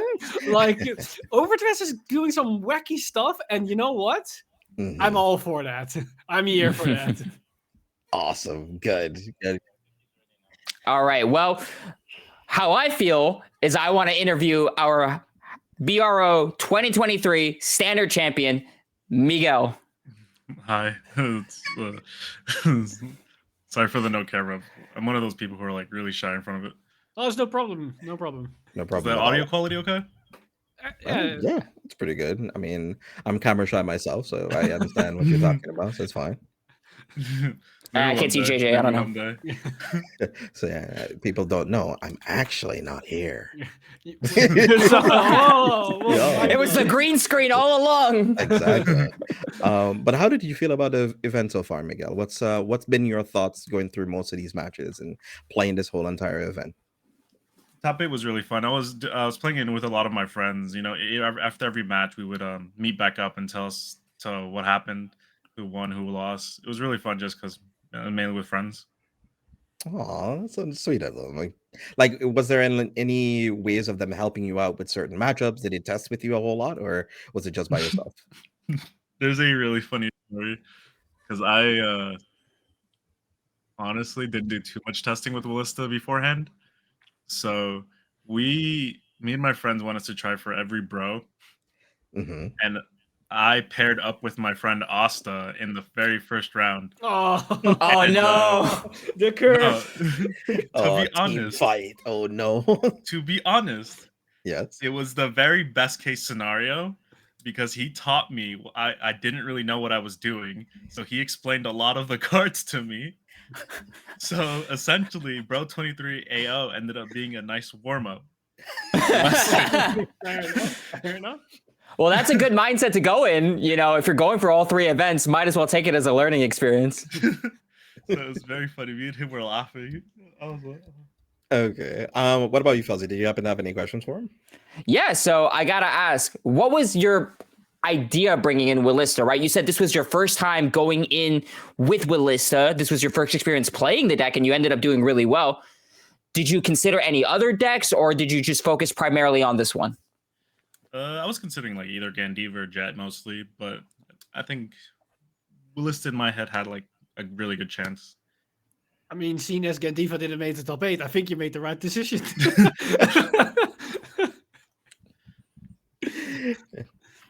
I have an interesting question about the finals itself, and mainly the first turn when things start to pop off. Because you were going first, and you start swinging, and you hit the heel and a crit, which disabled your combo play. What were your thought pattern when it happened? Because you suddenly were stuck with your grade 3 on the board that was open for the removal for Messiah. Oh yes, because I was initially planning on just bouncing it back to my hand, so I had an Ophelia in hand to have another 5 attack play. But that was kind of canceled out due to the heal. So I just yeah, it's like, I wasn't really too nervous about surviving. I had plenty of shields, so I was like, okay, it's fine. Just stacked it both on another rear guard and said, it is what it is. I mean, yeah, that's a fair assessment. It is what it is. Assessment, true. But like, how you felt a little bit about the Overdress format? Like, you picking up that deck just straight off the bat. Like, do you have any previous experience with it, and what has been your experience with it so far? I play Overdress pretty casually. Like, like one of my favorite decks in the meta right now is not really in the meta. I don't know why I said that, but I like playing MLB most of the time. Oh, okay. Hey, let's go. Nice, let's go. I Brasta think- boys. I think Overdress is in a pretty good spot. Sure, like Gandiva and Willista are pretty top right now, but a lot of the other decks I feel can compete right now. I think it's in a decent spot. Pretty fun. Is there any particular reason why you didn't bring MLB instead then? My friends are saying that. I was mainly just scared of Gandiva. Oh, I get that MLB because it against trims Gan. out your. Yeah, it's a bad matchup. Yeah, I get that. I Yeah. get that. Yeah, okay, fair. Anything else you want to bring in, Fuzzy? Yeah, sure. So you did really well here for BRO for standard. You think we're gonna try and go for a couple events over for BCS? Oh yes. I've been wanting to attend. I'm from New York, and Oh, hey, let's go. So my plan was to attend the New York regionals also in September, I think. I'll be there. I'll say hi, I guess. I mean, I'm in Europe. I don't know. Sorry. So scratch that. Miguel is such a humble person. Like, is there any particular persons that you want to shout out, or anybody you want to give like props to? Like, hey, buddy, thank you for helping me and stuff like that. Mainly my friend Reese. His nickname on Discord is Asta. He basically taught me the deck pretty much. He competed with me in all 3 bros. He's one of my closest friends. Been with me for a while. Oh, Awesome. Very nice. That's so cool. I think that's one of the wonderful things too. When it comes to Vanguard, it's always a team effort, you know? Yes. Exactly. Do you happen to play any Cardfight IRL or what? I don't. Yeah. I go to a locals called Toy Wiz, and then it's mainly the one I go to. Do you know that one, Fuzzy? Yeah, I definitely know that one. That's actually locals I frequent from time to time. Yes. Yeah, you were at the. I know you were at the premium when we had like a premium cup, but I don't play premium, so I wasn't attending. Yep, I was there as well, doing some commentating. Yeah. I was like, dang, I could have met Fuzzy. Well, you meet him right now. I'm right here. All right, Eric. Do you happen to have any last questions and stuff for him? Besides, of course, entering BCS that we just touched upon, are you also looking into other formats for like premium for BRO, or is standard like your main format you want to focus on? Standard is my main format. I've been considering getting into premium time to time. Not really. I'm not really interested in V. Fair enough. I mean, if you're interested in premium, like BRO premium is a good just to get a base understanding of what the format provides and what you can experience. So maybe we see you there in 2 months. Maybe. Coming soon, Majesty Lord Blaster Premium. Unironically, Crystal Lusters make that deck slap. I'm just saying. That deck is scary with a couple Crystal Lusters behind it, man. I'm not joshing you. But Miguel, I want to congratulate you again for making it to the BRO 2023 EU edition of Standard. Well done, buddy. Hopefully we get to see you in other events. Hopefully you take this with pride. You're a relatively humble person. You're super shy. We can hear it in your voice, man, but we really appreciate you taking this time to interview us. Hopefully we get to see your face next time. Who knows? Ooh. I mean, I'm better in person than I am. I'm better in person for sure. I mean, that's fair. That's fair. Okay, so somebody could quickly find where he. No, never mind. Triangulate his coordinates. Exactly. Well, thank you for taking out your time to interviewing with us. So we'll bring it back over to us. I mean, it's over on us already. And we will thank you for joining us with this chat. Have a good one, buddy. Thank you.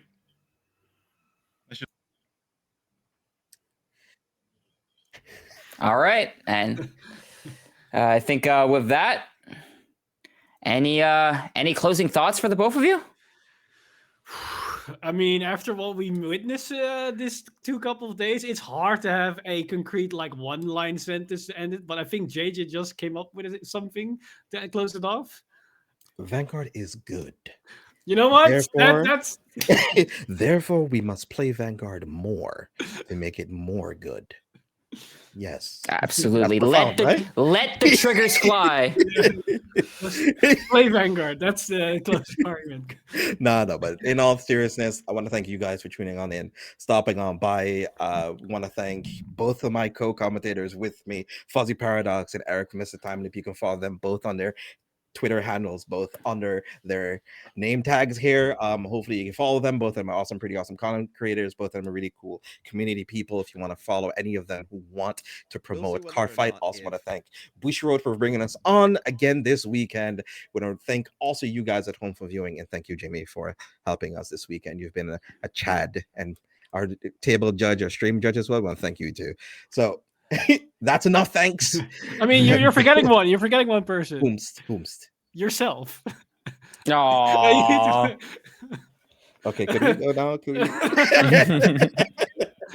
All right, be awesome, stay awesome, guys. Have a wonderful day. Thank you all for tuning in and stopping on by. And until the next time, take care. Until premium, guys.